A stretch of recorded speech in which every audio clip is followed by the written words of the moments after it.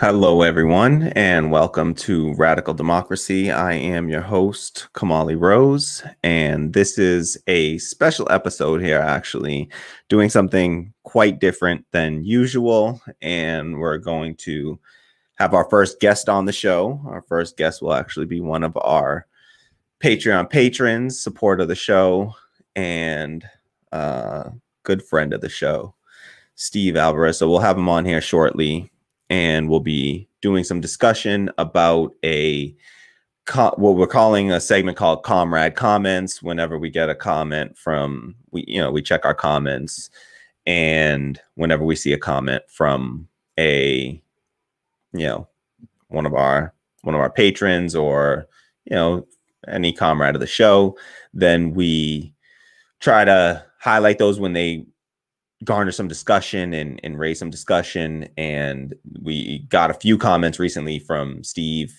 Alvarez, and so I wanted to see if we could have him on and chat a bit about them.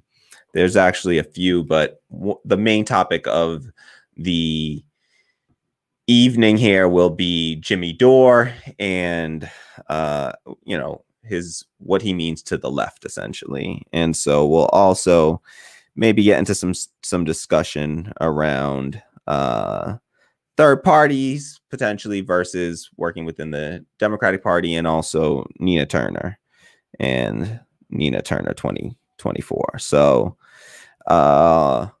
sorry, just jotting a couple of notes there. And so I'm excited to have Steve on tonight, and it will be fun having our first guest on the show. We're experimenting with formats always, and so we're just going to try to do this will be us winging it a bit here. Of course, we put this all together in a short period of time, and that's cool. We love to be spontaneous like that. So what's up to Oshi Fancy in the comments? Hey, I see you there, Oshi Fancy. Thank you for being here. Awesome to have you always with us on Twitch. So some part of our Twitch community there joining us today. Shout out to Oshi Fancy. So always on point with the emojis. And all right, so we're gonna get to it. Let's not hold up too much. Oh, before I get started, I do want to give a big shout out to Brian Dew. That's our newest Patreon patron. So shout out to Brian Dew, our newest Patreon patron, and shout out to all of our Patreon community, of course, as always. But massive shout out to Brian Dew for joining and for supporting the show. Your support means the world to us, and it literally allows the show to continue to exist and to hopefully eventually grow once we get enough funding. So to anyone who hasn't already and can afford even $1 a month, $12 a year to support, a great cause here. What we're doing here is building a democratic workplace. We believe in democracy in the workplace, and that is the fundamental change that we need to make, as Richard Wolff says, economist Richard Wolff says, in order to finally overthrow this capitalist system that is destroying us all. The West Coast is on fire right now, and we could get into that as well. But all right, so so thank you to Brian Dew, and thank you to anyone who supports. Please support the show, patreon.com/radical democracy. You can head over there anytime. Do it now. Don't hesitate. And we'll look into other funding mechanisms. You can also drop us a tip on coffee. It's replacing our super chat right now. In order to enable the super chat feature, we have to get to 4,000 watch hours in a single year. We're only about 470 hours short at this point. So we are so close right now, and these live streams really help. So stick around with us. The best way to support the show right now is to just stick with us through these live streams for as long as you can. We really appreciate you spending the time with us. So what I want to do is, we're after 4,000 hours, just so everyone knows, that will then trigger this event with YouTube where they'll review our channel and see if the content meets their standard of monetization. And then if we can monetize, then we can use the super chat feature. So we have to not only get the 4,000 hours watch hours, but they have to approve the show. And I do have a ton of cannabis growing videos on the channel, so we don't know exactly what that's going to be. But all right, we'll see how that goes. Please support the show. The best way to support in the meantime is to just, you know, drop us whatever you can.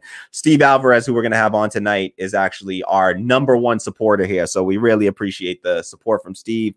But we'd love to have, you know, different comments. You know, it's not just because Steve's such a massive supporter. We'd love to have all of our comrades on, as, you know, to be guests on the show. It's really like we don't have like a mechanism to call in right now, and we'll get all that kind of stuff going. We'll get all that going. But all right, so nice. Oh, all right. So hold on. Did you? All right.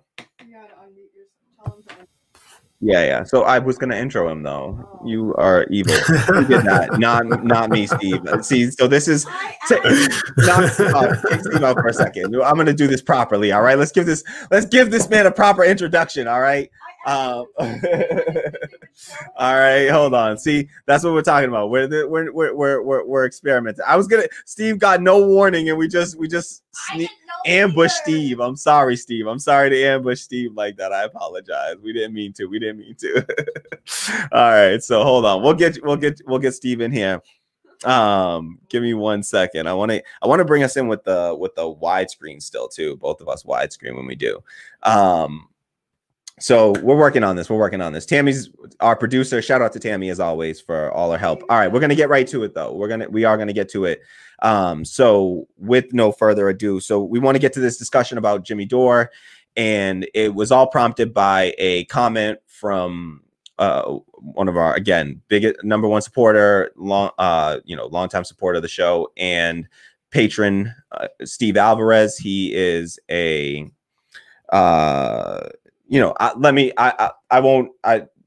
with no further ado, let's bring in Steve. Steve. All right. And hit us with the widescreen for both of us, so we're not all up close and zoomed in too. We want that wide. Yeah, beautiful. I like it. What's up, Steve? How's it going? Can you hear me okay? What's up, Kamali? All right, let me fix my sound over here. So let me fix, I got a little, hold on, so that we don't get an echo here. I got you. Okay, there we go. You're in my ears now. Had to fix that. All right. What's up, Steve? What's up? Good to see you. Thank you for being here. Yeah, appreciate that. You know, Steve and I have communicated on a few different platforms now, and haven't had a chance to like speak. All the platforms. Absolutely. So I appreciate you being here, Steve. Appreciate all the comments and just all the support, brother. I'm glad I get the chance to thank you personally right here. So thank you so much for all the support. It really does. I mean, I don't even have the words. I don't have the words. So, you know, I appreciate it so much, and we appreciate it. I truly believe in this, and I believe that what we're doing is part of a movement. And so I say it, and I try to be humble, because we need to stay humble and have constantly have humility, but recognize that what we're doing here is something, you know, important and substantive. And I appreciate the support, because it's part of a revolution. And so thank you so much for being part of that and for support. And so what kicked this off is we have, you dropped a comment. There was recently, Jimmy Dore was at the People's Convention. For folks that don't know, a couple weeks back, about a week or so back, August 30th on a Sunday, they had the People's Convention, and that was for a movement for a People's Party, third party. That is a new party being formed in 2021. They are going to get like legal status as a formal party, and they held this convention in contrast to the Democratic National Convention, Republican National Convention, and they had the People's Convention, and they had a wide array of speakers there. It was about a 5-hour-long convention, it turned out, and one of the speakers there of the bunch was Jimmy Dore. And so I did a bunch of coverage of the People's Convention. I kind of highlighted just the people that I thought were, sort of the well-known folks first off, the sort of left, the folks that I recognized and that I was familiar with. The only person that I didn't get to highlight that I wanted to, that I just completely missed, was Jamal Thomas, so shout out to Jamal Thomas, another left independent media figure who actually recently posted that he had got, hit with some sudden illness. Actually, he ended up waking up blind in his right eye. So, he was in the hospital. Last I saw, last he posted, he was in the hospital, said he was doing well, said he was recovering. So just my sincerest, all my support and love to Jamal Thomas and hope that he recovers soon and has a quick and speedy recovery. He seemed to be joking around and, suggested that it might have been a stroke or something of the sort. And so he's a very young, I think Jamal's probably younger than me or my age. And so we just, there's been a lot of stuff on the left and folks' health. And one person that I'd like to play a clip from before we launch into our discussion totally is Michael Brooks, who also recently, passed away. And he, it's just a lot of people, a lot of folks that are feels like my age, around my age, Chadwick Boseman, just, people that you think might feel like they're invincible. And we just got to recognize that, none of our time here is guaranteed. And we got to make the best use of it that we can while we're here on this earth. And so, and those people that, I talked about, they definitely did. They did that. And so try to emulate that as much as we can. And so, that's giving me a little heavy heart. So, all right. So let's get to it. What I want to do, Steve, is I want to play this clip from Michael Brooks just to sort of get us oriented in this conversation, and then we'll really bring in the community. I want to hear your thoughts on Jimmy Dore exactly, and essentially, what ended up kicking this off was just on the clip from Jimmy Dore that I posted. Steve left a comment just talking about, asking about how we feel about Jimmy Dore and sort of what he represents to the left, and so I thought it was a very important conversation to have. And so here we are having this out. So before we get to it, let me just play this clip from Michael Brooks. This was from 2018. And this is Michael Brooks just talking about some of his thoughts about Jimmy Dore. And then we'll come back and we'll discuss. All right.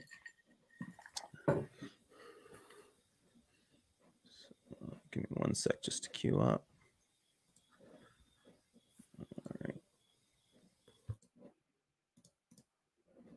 Okay.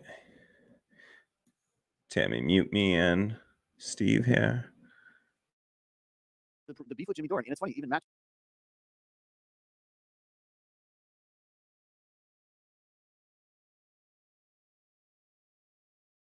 The beef with Jimmy Dore, and it's funny, even Matt just set it off mic, but even what you just framed, like, it's consumptive. We're not trying to be. And I know we have a reputation as being the most smug and arrogant show on YouTube, which is awesome and hilarious to me. I kind of care in the sense that I think it's funny. And I'm definitely funnier. And that in and of itself definitely undermines your credibility. But I'll try to go out on a limb with you, even though I'm just a jerk off caller. Hey, well, you're like a Scientologist. You're so delusional. But no, but let me just say this. The difference is there is actually what people don't understand. And if you recall, there was a period of time where I did stuff with Jimmy Dore.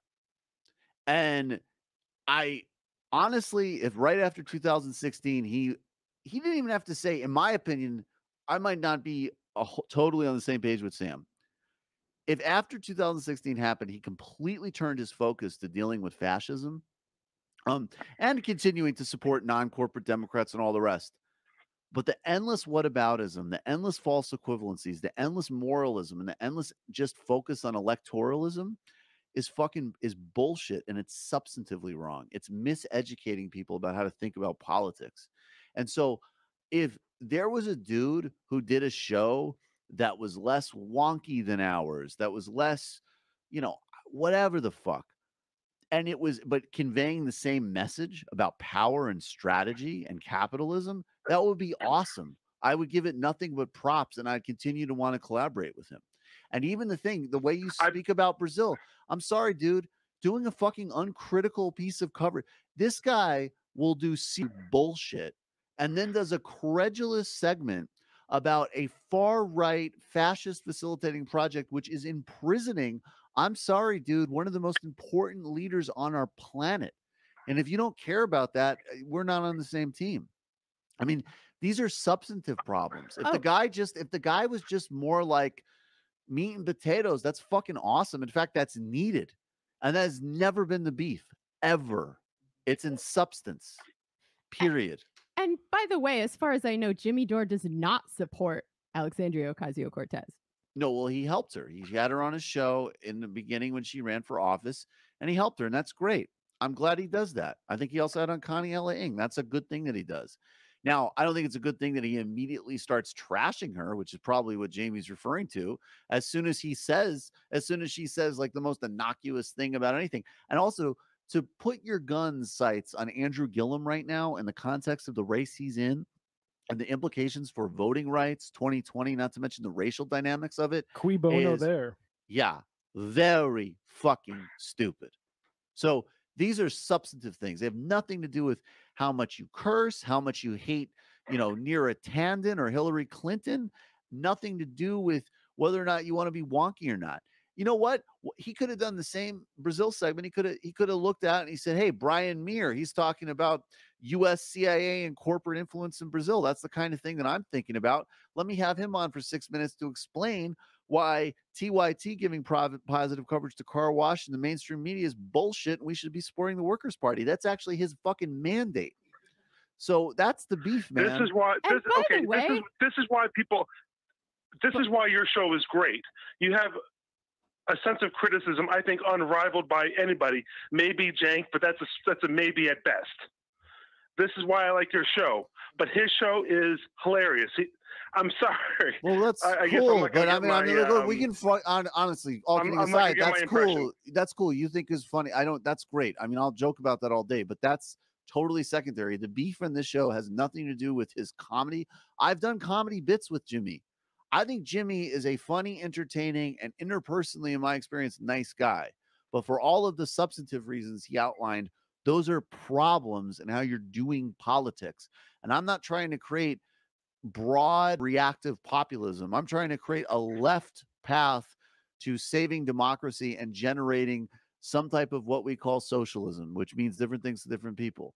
But that's an actual thing. And a major part of that thing is building alliances across lines that include not unnecessarily alienating people who, as an example, might support Andrew Gillum. And it also includes recognizing that in today's world, the primary threat is the fucking fascists running it, not something that John Edwards said in 2009 that you can make a clip about to do a false equivalency. That's bullshit. It's wrong. And it's substantively wrong. And if he swears and he's less wonky, that's great. Not to mention. Okay. Then you have to admit that he's the Fox News on the left. No, and I don't. What? Fox News no, works. He's not. Fox News helps win. Fox News has a strategy. Fox News is fucking relentless. Do you think Fox News would do over 70% of their clips? If they were Fox News of the left, then Fox News would have killed Trump and they would have done segments every day on how he's not a real conservative and he's a sellout. He's not Fox News on the left at all. If you mean stylistically, maybe so. And I keep telling you, that's the part I like and have no problem with. I mean, stylistically and pragmatically. No, not pragmatically. Not at all. Not at all. Dude, we got to let you go. As far as I know, Jimmy does not have any kind of coherent socialist ideology, analysis, or tactics. He doesn't even have it's really, not even a coherent. I should be calling him a sellout. It's fucking sellout. If you look at what he said about... It's not coherent progressive, sorry. Hashtag mind of ICE employees, he used this when he said... Basically, because people were like, well, Jimmy, isn't ICE a problem for your analysis about the Dems?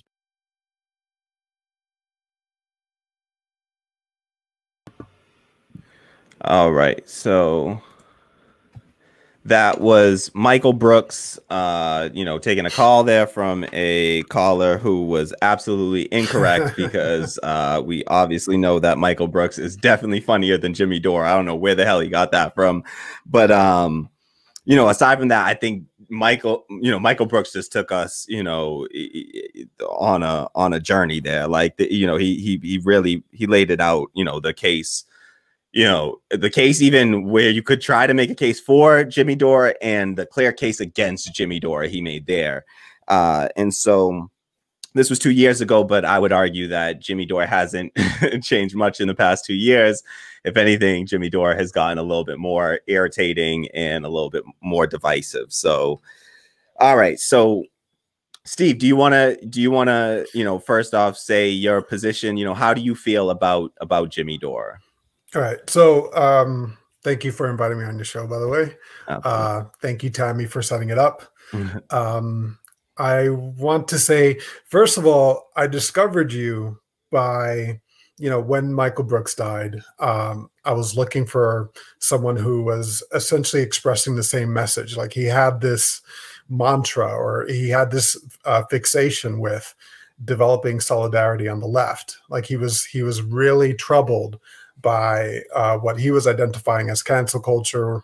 I know that some people find that term problematic, but he had issues with infighting on the left. And, he understood, as AOC has said, as Ryan Grimm has said in, the cover of his book, like, we have people. That's what we have. And, everyone, like the entrenched interests, the billionaires, whatever, they have power, they have the money, they have the institutions, they have so much, but we have people. We have to build on that. That's all we've got. And, so I went looking for someone who was expressing the same ideas. I was especially interested in someone who, because, like, you see a lot of left YouTubers who are white, and sometimes I feel like that you're just missing you're missing some of what I need in your messaging, because you're a little quick to dismiss, you're a little quick to go to class and, like, dismiss, how. But anyway, so I found you, and I was like, this guy gets it. Kamali Rose gets it. Like, and I listened to that whole stream. I appreciate that. It was 3 hours long, but I was like, I'm with it. And I wrote you that message. I was like, I believe that you got the message. Yeah. And so, that's what I'm looking for. That's what I'm trying to, and even, like, once Michael Brooks passed, I decided, what, there's been a lot of people I stopped listening to because they didn't quite fit whatever. Let me give everyone a second shot. Let me go back in there. And I did it with Jimmy Dore too. I did it with Katie Hopper, everybody. TYT, and it's like, I get it. Not everyone is going to feel exactly the way I feel on every single topic. That's almost irrelevant. What is the bigger project? What's the overarching goal that we're working towards? Like, that's what matters. And then we can all adopt our different strategies, and we can all attack the problem from different angles. I have no problem with that. I'm someone who believes, and I made this argument plenty of times to my friends before, Malcolm X is Martin Luther King is depicted as the one who did it the right way. But, pay attention to who's telling us who did it the right way. It's like, no, I don't want to hear your version of who did it the right way, because I believe that it took a Malcolm X to see Martin Luther King as, like, the right way, because there was a scarier version, or at least a scarier version for some people. So it was easy to vilify Malcolm X and make MLK, the right person. But if there was no Malcolm X, then it would have been Martin Luther King who was the wrong person, right? He would have been the bad guy. So I feel like it's really important to attack this problem from these different angles. Jimmy Dore, and I strongly believe in everything Michael Brooks was saying. I have no issue with his strategy. But when I commented on the video that you posted last week, I noticed that a lot of people were coming back at me and saying, no, but it's his, he's like, it's like, no, my issue is not with his strategy. My issue is not with the fact that he doesn't want to support Biden. My issue isn't that he has criticisms of TYT, of Sam Cedar. My issue isn't any of that. My issue is how he looks to destroy anyone who disagrees with him, including people who have a shared vision of what we're all trying to accomplish. And, you know, he went on Katie Halper's show not too long ago.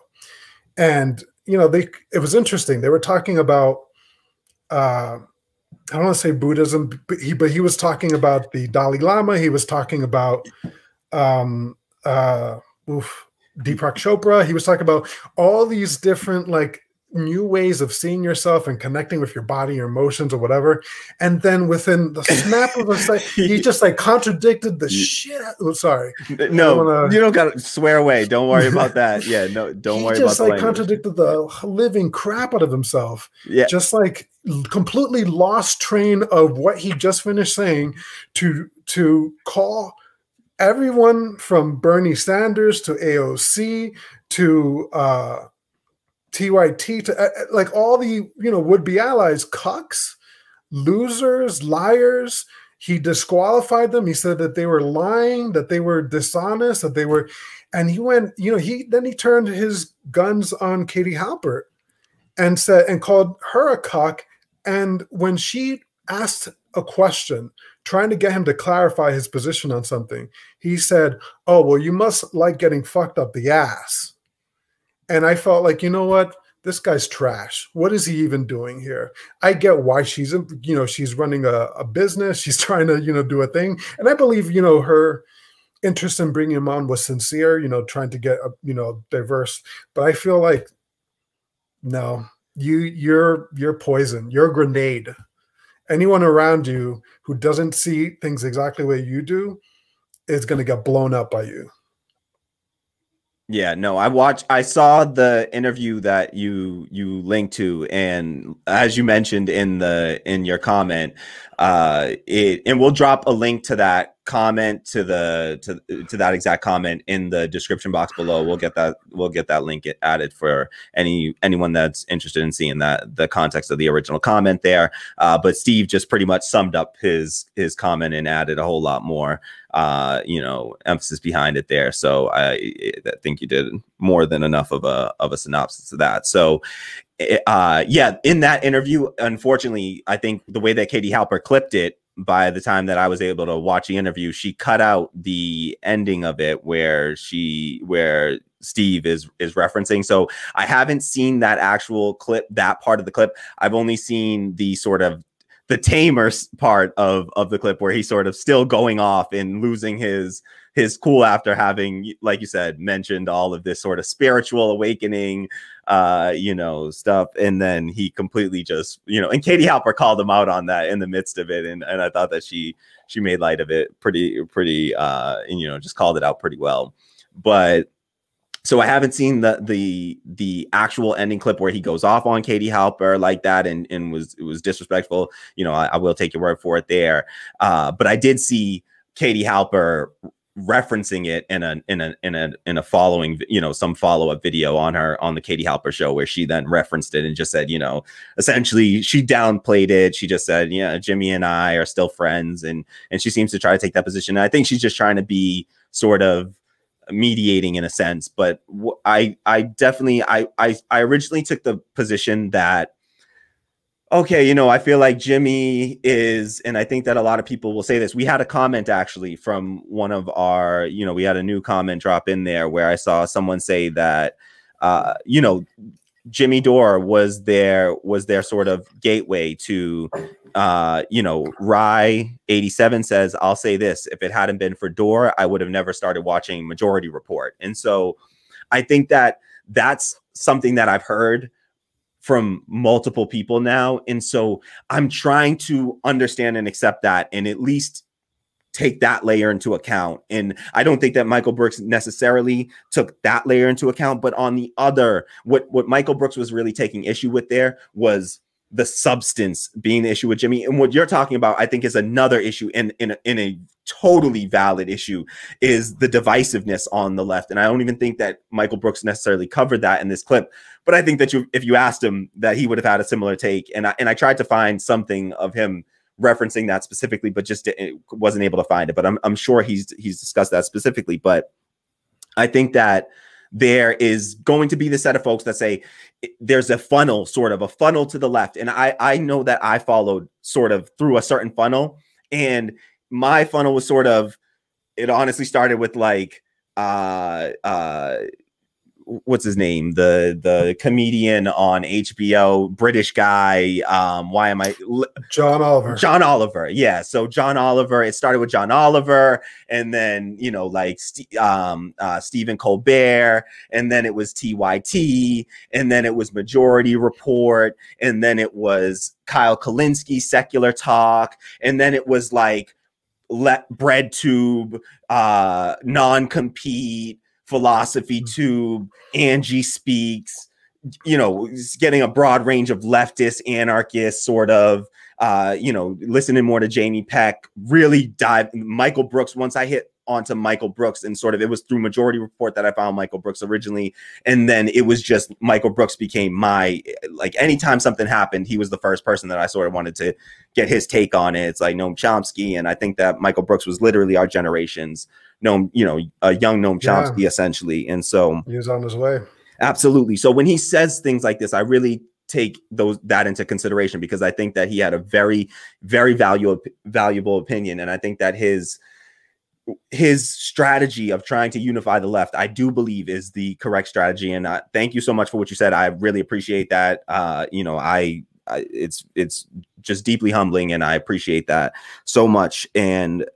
But I agree in that sense that this sort of divisiveness from Jimmy Dore is what drives me to say it's the two things. It's both what Michael Brooks is getting at, and to your point, that he seems to be I start to wonder if he's not doing more harm than good, because I do hear this point from folks like Rye 87 here, and I that's well taken, and I accept that position, that he is part of this funnel, and for some people he's a step along that funnel. And if he's drawing more into the left than he's driving away, then sure, I would look at that and I would say, all right, you know, he's grating to me. He's, you know, sometimes with when he gets like, you know, the cuck stuff, like you mentioned, and that does nothing to try to forward our cause. When we start infighting on the left, we already have the conservatives to fight against. We have establishment Democrats to fight against. We have fascists to fight against.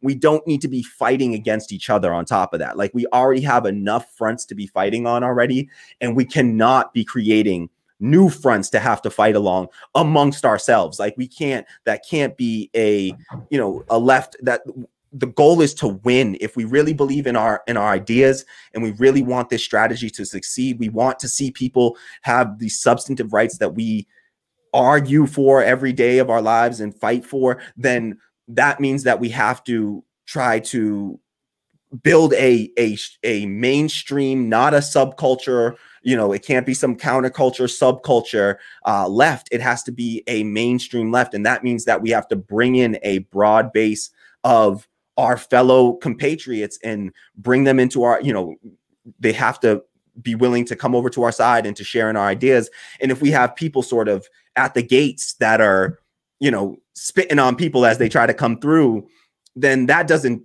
help the left, and that doesn't help us build what we're talking about, and that doesn't have to help us get to the point that we want. So I think that just on that alone, it's an issue. I think when you get down to the substantive stuff, it really becomes an issue with Jimmy. When what Michael was getting at there, he was bad on Lula. He had terrible takes on Lula. I've seen him have terrible takes on India as well with Tulsi Gabbard. He stand for Tulsi Gabbard during the election, and, you know, during this 2020 primary. Yeah. And he was in Tulsi Gabbard camp, and I can accept people being in that camp. But when you start to evaluate her policy, and you don't see things like the fact that she's degrading Medicare for all by talking about this Medicare for all choice plan that she had, which is a public option, which is this backdoor trap to actually destroying Medicare for all. And you can check out the video that I dropped recently from the People's Convention. There was an activist, a Medicare for all activist, Cheng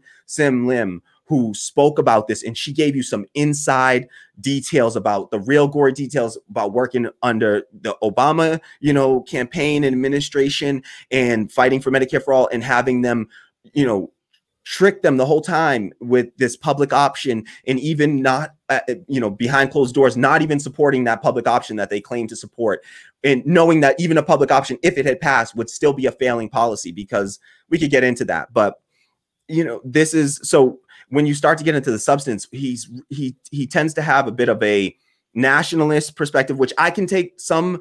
There's like folks like Kyle Kalinske are also fairly nationalist kind of folks. They would consider themselves, you know, not like a, you know, he's not a white nationalist, but he does believe in sort of a bit of a nativism, a bit of, you know, favoring American workers and focusing on American workers, whereas folks like Michael Brooks take a more cosmopolitan, internationalist view, where it's really about, you know, how do we, and Cornel West speaks on this, where the value of a human life, wherever that human life happens to, you know, spawn in the whatever geographical region, that it's still equally as valuable, and that person deserves every bit of opportunity that an American deserves. And so that's the stance I take. I mean, I have family that live outside of this country, so I guess it's a little bit easier for me to relate to that and to recognize the humanity of folks outside of this country. But that's, you know, so when you start to take those nativist, nationalist sort of positions, and it's like detrimentally so, that's where I really start to, you know, it starts to shake my confidence in a Jimmy Dore and his usefulness to the left. And honestly, since having these conversations out, like my position has honestly moved, like I'm moving further away, and I do feel like I'm in the camp of thinking that, you know what, like Jimmy Dore, for all that I have liked of him in the past, that maybe he is more bad than good for the left, and that I don't believe in any sort of cancellation. You mentioned cancel culture, and I don't do cancel. I don't. Yeah. So if you would like to jump in on that. Yeah.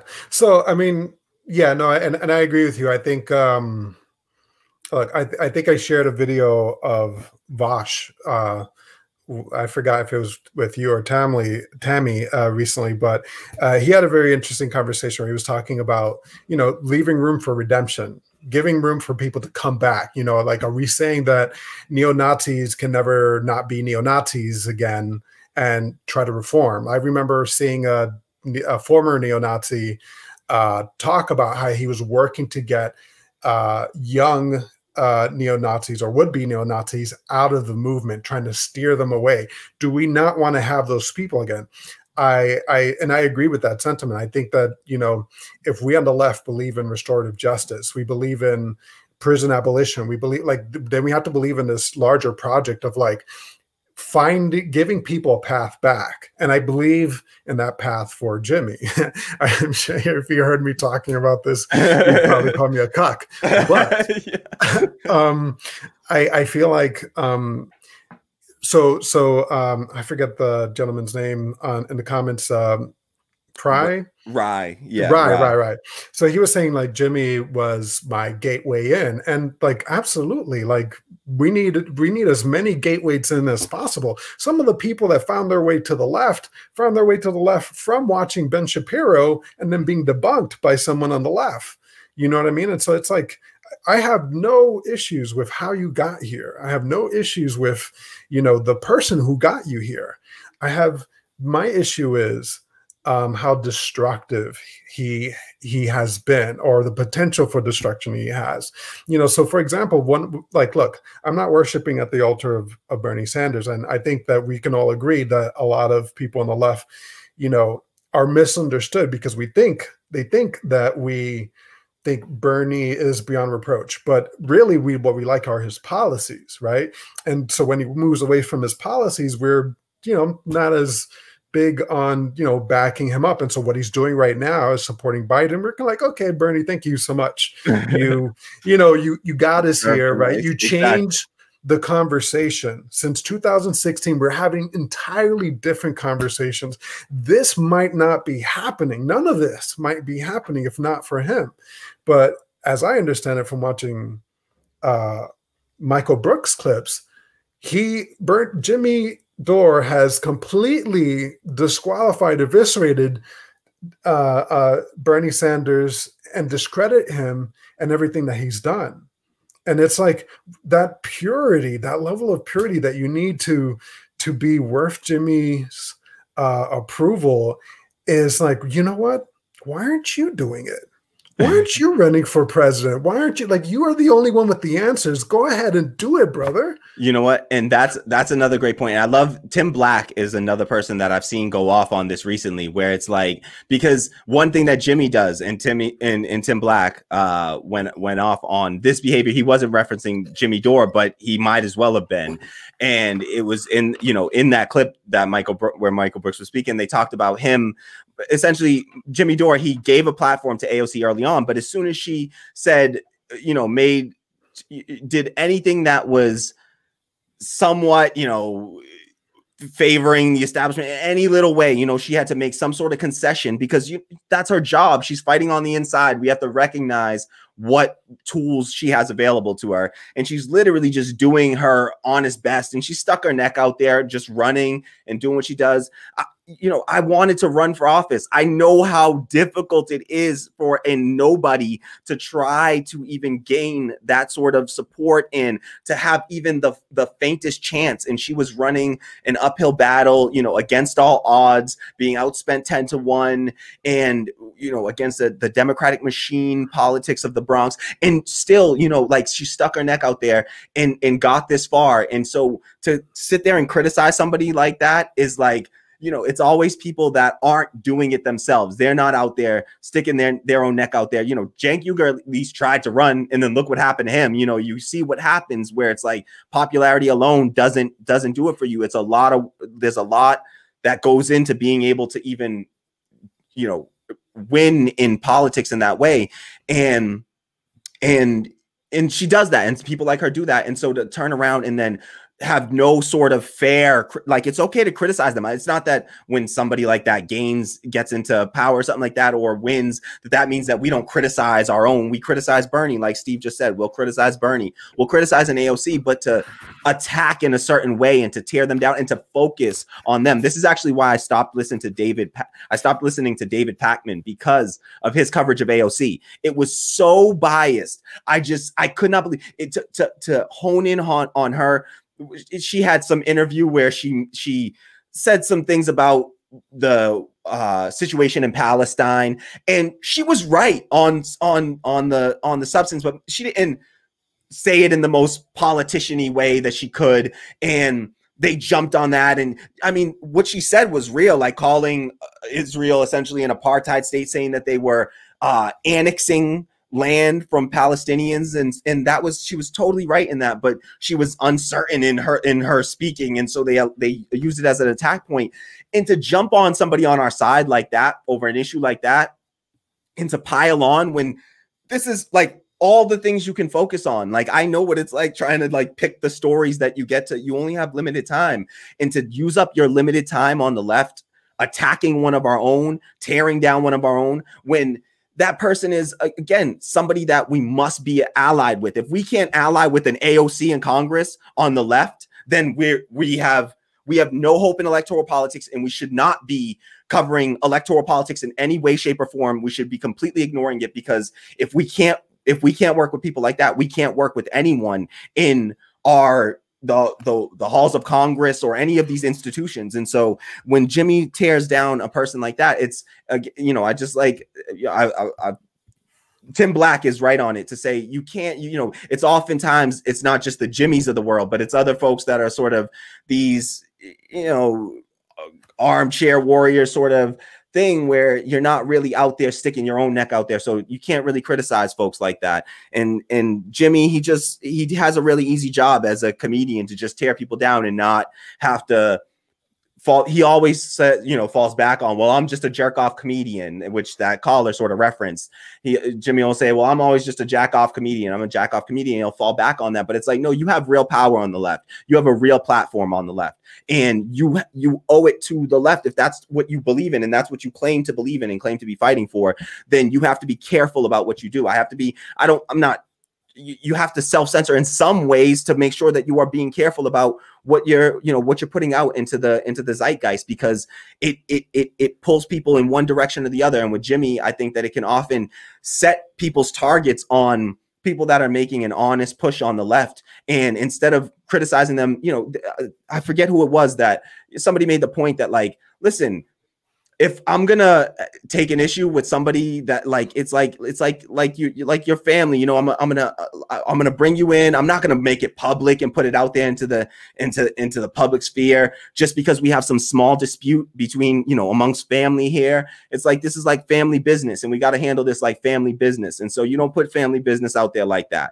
And so I don't like what Jimmy does there. And I agree that. Yeah.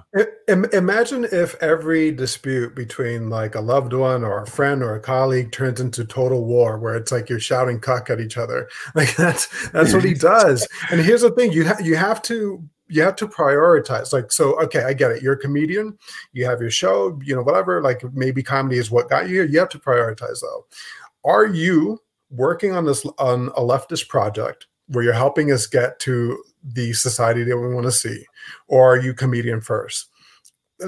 Tell us, let us know, because if what you are about is comedy first, now we know, and now we know how seriously to take you, right? But if you are really fighting for this society, then stop attacking us, stop killing us, stop, because they love this. On the right, they love this. Nancy Pelosi, Biden, they love this. Yeah. Those fools can't get their act together, and they spend most of their time and energy fighting each other. Good. Thank you. Yeah, and it was such a great point when the caller tried to point out there that Jimmy Dore is the Fox News of the left. It's like, no, he's not, because Fox News has their shit together, and they don't attack. If they were the Jimmy Dore of the right, they would be attacking Donald Trump constantly. They would be shitting on him constantly because he does so much terrible shit. They have plenty of material. Exactly. They have solidarity. We don't. Yeah. Nevercon has a great comment here. New commenter. Shout out to Nevercon, one of our new commenters here. Says he's conservatives' favorite lefty for a reason, and that's true. I mean, it doesn't mean I won't say. I won't commit the logical fallacy that all the libertarians will jump down my throat about of claiming that just because it's sort of the ad hominem, that just because somebody bad agrees with your position that makes it a bad position. Like, that doesn't absolutely have to be the case, but I will say so here, that it is once it reaches sort of a critical mass like that, you do have to kind of pay attention to just sort of at least revise, your position, review and see why it is that he is conservative sort of favorite lefty, and why they can always trot him out there to attack, because he's always glad. And I attack the shit. I get on Democrats all the time. Like, I've had to look at myself and be like, okay, am I overly focused on Democrats? But I try to always pull into the conversation and highlight and say, like, listen, sometimes why I don't talk about the Republicans, they're just so far gone. At least I can try to push the Democrats in some way. But I always try to point out that the Republicans are far worse on all of these issues. It's just that the Democrats are the party that I have to fight within, because that's my party technically right now. And so that's why that's what my main fight is against. But you can do that without, again, you can keep your focus and your sights on an anti-capitalist, vision and pushing forth real, what I call, radical democracy, or these sorts of socialist views, even social democratic views. You can have a vision and a strategy that makes sure that we're propelling those things forward and those policies forward. And what Jimmy does is, again, just infighting and tearing other people down. And he's somebody that, he has a bigger platform than me. Jimmy, if you ever want to bring me and Steve on and have this conversation out, like, listen, we will have that conversation, because we will appreciate that platform that you have. We have nothing of the sort here. We are trying to build that, but called it cuck. I saw, it's funny because David Dole had called up Majority Report at one point and was trying to defend Jimmy Dore against Sam Cedar and Michael Brooks, and it turned into this really heated argument between them. It was a really wild, just super heated argument between them. Sam Cedar gets pissed off. And it was wild. But then later on, like David Dole ended up regretting ever making that call. He talked about it in further shows. That's a Rational National. But then he also went on Jimmy Dore like a year ago, and he ended up getting into this huge thing with Jimmy Dore over it was over like Trump Biden late last year. And he just got, because Jimmy he riles people up, and I don't know if that really helps move us forward in any way to just start to, and my thing is, one thing I thought about was like, just the fact that we're here having to waste time right now having this conversation out is like a strike against Jimmy Dore. It's like, we shouldn't be having to have these conversations out. We should be able to focus on the stuff that we want to focus on. And I would love to do that. But Jimmy Dore is a flashpoint and a topic and a hot topic, and so you have to address it. You can't just ignore it. You can't ignore the elephant in the room. And so I have a question. Yes. All right. So Jimmy Dore, purist, if you don't think like him, you're trash, right? I unfortunately didn't get enough time to watch the clip in which he went on Tucker Carlson, but I'm wondering, what did he say to Tucker Carlson? Did he shout him out? Did he tell him that he was trash? What I saw was the headline of the clip was Michael Brooks criticizing, or it was either that or Sam Sanders criticizing Jimmy Dore's appearance. Meanwhile, he's attacking everyone on the left. What's that about? Like, if it's okay, if it's not okay to disagree this much, but it's okay to disagree this much. Like, what's going on there? Yeah, no, we should have much more anger against the, against the Republicans, the GOP. They are doing far more harm. We should certainly have more anger against that, and fascists in that, it's a neo-fascist party. If you listen to Noam Chomsky or Cornel West, and I respect their opinions, and they're smarter than I am, and they've been reading history a lot more than I have, and they have a much better, ability to speak on this than I do. And so I certainly take that into account. And I want to be clear about something. Like, you mentioned Cornel West. Another person we can mention is Crystal Ball. Like, they've been on Fox News. Nomiki Kant, she's been on Fox News. The issue is not showing up on Fox News. The issue is, if you're going to eviscerate people who are not that far from you ideologically, but you're like destroying them for this much difference, but then you go on Fox News, what are you even talking about? What are you doing?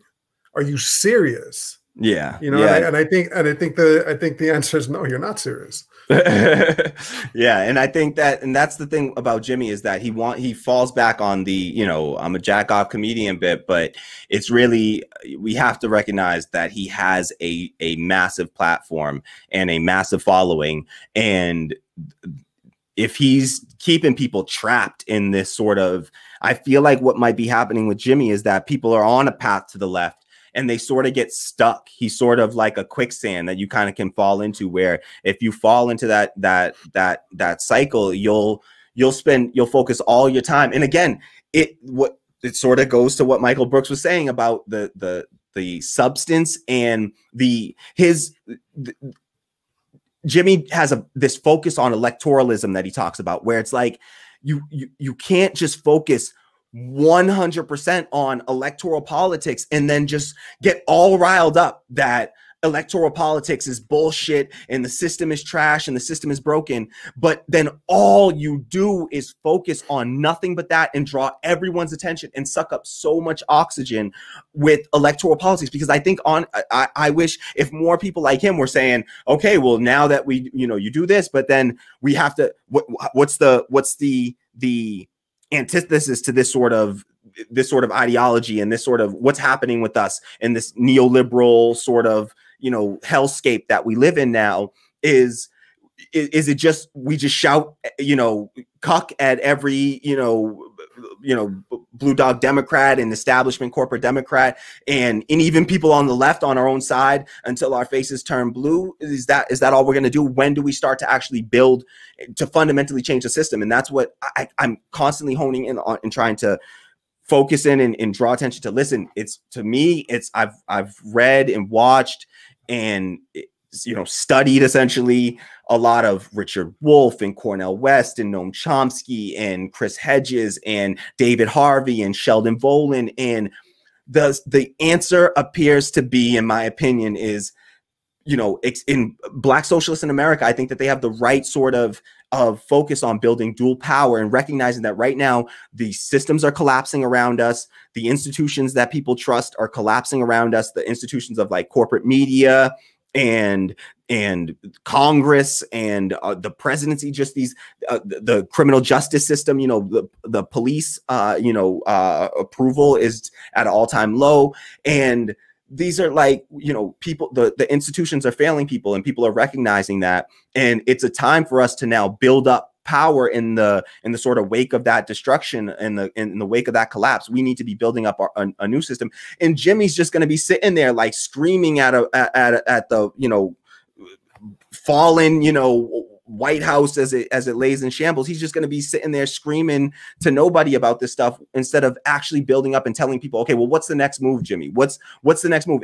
If all of this shit's broken, the DNC is trash, which we all know, we know these things, but he's not then taking an approach of like, okay, well, this is where we go from here. It's just screaming into the ether, everybody's a cuck, and just getting people riled up and sort of trying to be entertaining. And like, he is an entertaining dude. Like, I'll give it to him. Like, he's oftentimes I'll watch a little clip here and there that he's in, and it's like, he'll say some shit that oftentimes that I agree with. That's why I highlighted his speech at the People's Convention. I try to be fair. I thought that it was a good speech that he gave. I agreed with what he said in the substance of the speech there.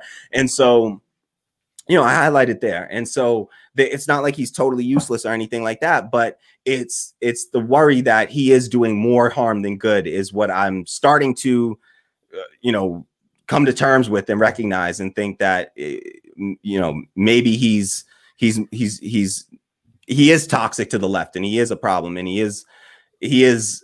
he does have work to do, still has work to do. And it needs to be called out, because I wouldn't be doing this if I didn't think, okay, all that needs to happen, and it also needs to be called out. Like, I wouldn't be having this conversation right now if I didn't think that it was important for us to actually recognize it, talk about it, figure this out, so that we can be a united left and not allow the issue of Jimmy Dore to be what divides us. Because originally when I read the comment, and then my initial take is like, oh no, Jimmy Dore's not that bad. And, and then I really started to look through and think through and dig a little deeper on some of these sort of hot button issues and the reason why he's been so controversial. And you start to realize, like, no, folks like Michael Brooks weren't just wasting time or fucking around when they say this was an issue for the left, and this was something that we needed to address and deal with, and at least call it out and move along, and just give space for, of course, Jimmy can grow on these things, and I want him to, and I want Jimmy to come along to our side because he has a platform and he has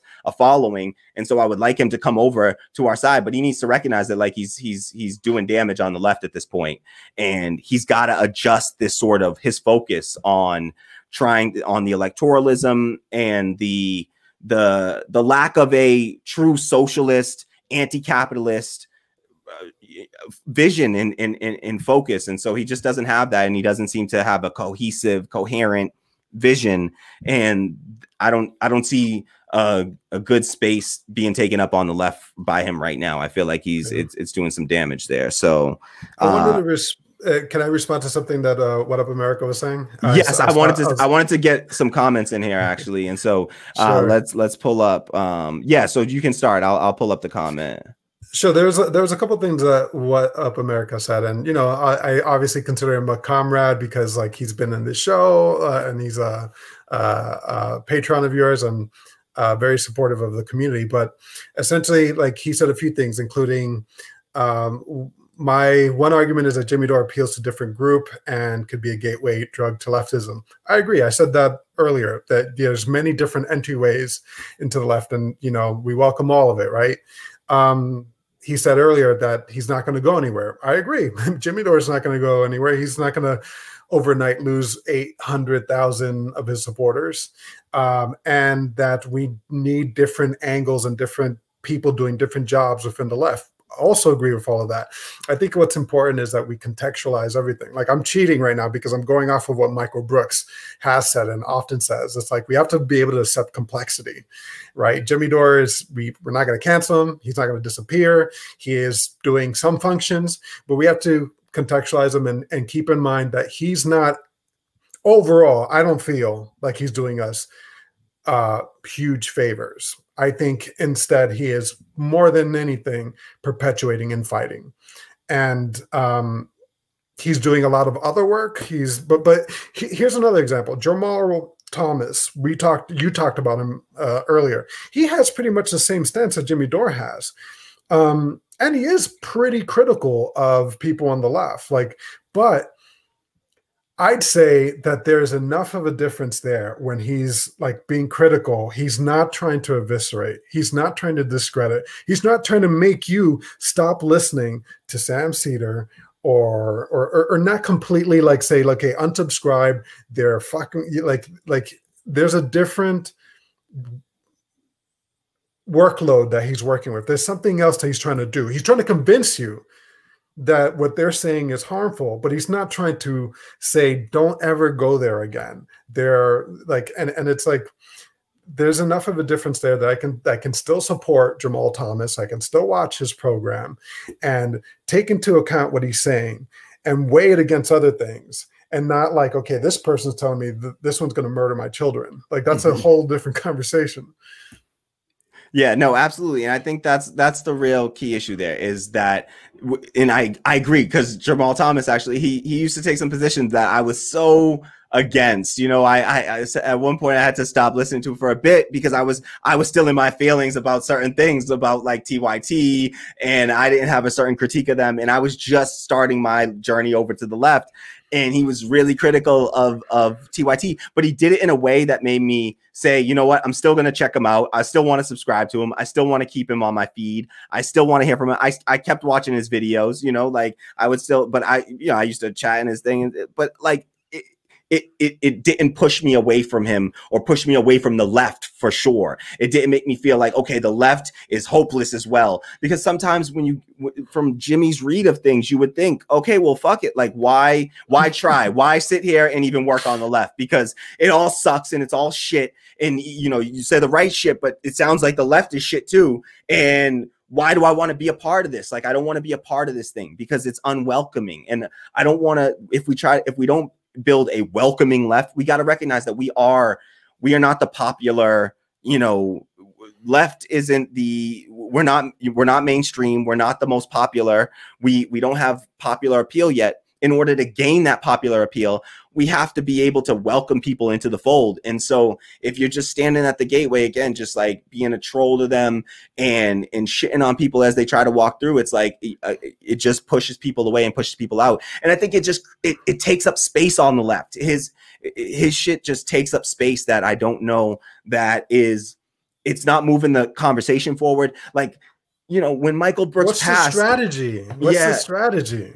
Yeah, I don't see it. I don't see a strategy from him. And what you said about him with the need to eviscerate, that's sort of like Ben Shapiro-esque, like, I need to destroy you, you know, or he destroyed them. And like, it's like, what the hell is that? Like I think it was ContraPoints or somebody was like, it had a funny video about Ben Shapiro or something where she was just like, I didn't know that the point of like debate anymore was to like eviscerate your opponent's butthole. Like, I didn't know that was the purpose of debate now. Like, I didn't know that that's how we judged who was more successful in debate. And it's like, that's what he sort of, when that's all you care about, and it's about getting the loudest laugh from people and, you know, just entertainment over substance, then it becomes an issue for me, and where I sort of draw the line. And so, yeah, I thought that that point is really poignant. Just and it's what I recognize about a Jimmy that's different than people that share the same. There's so many people that share the same positions as Jimmy Dore and can do so and can have those conversations out without making you feel like shit listening to them. Like, oh, maybe I'm a cock piece of shit, you know, loser, neoliberal, because I'm supportive of like maybe this strategy might work. I don't want to completely close the door on that because I'm not going to pretend like I know everything. And so, yeah, I'd like to have one foot in the door of electoral politics, one foot in the door of, you know, grassroots activism, one foot in the door of building radical democracy right where I am, and trying to do all of this stuff. And we can be nuanced, sort of complex beings in that way, and not have to feel like assholes for doing so, or like cucks for doing so. And so, and he literally says that. He literally says, if you listen to them, you're a cuck. If Bernie listens to I keep harping on the word cuck because it's like he's going for what he believes is the most insulting thing that anyone can say. So essentially, I'm not trying to kink shame anyone, but like he's really going for like what he believes is going to be the most harmful, most embarrassing thing you could say to someone, and that's why he's going with the eviscerating. So just to try to recontextualize what I was trying to say, Jamal Thomas is trying to make you reconsider, trying to make you weigh against something else. Jimmy Dore is trying to create cognitive dissonance. You're either with me or you're with the cucks. Yeah. You know what I mean?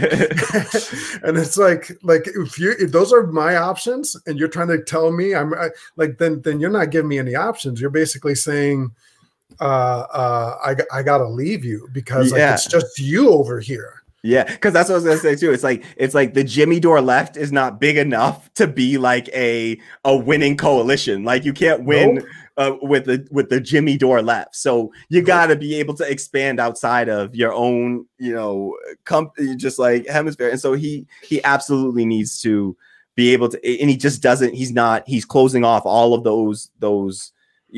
Burning all those bridges and just closing all possibility for that. And I think that it's probably why, I don't know how exactly the terms of his leaving TYT, but I'm pretty sure there was some,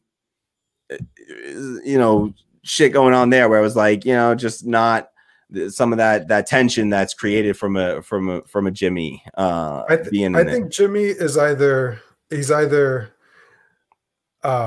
all id and just like all passion to the point where it's like devoid of strategy, or he's a grifter and he's like all about that money, that shmoney or whatever.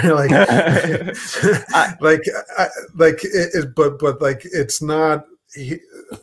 Either way, it's not working for us. Yeah. I'd like to believe he's not a grifter, but you know what? Because I do think that I really do believe that he is sincere, and I just think he's got bad strategy, and he's got in his mindset and what he's focused on. I just don't think that it's a winning strategy, if it's a strategy at all. I don't think it's a coherent strategy at all, to be honest.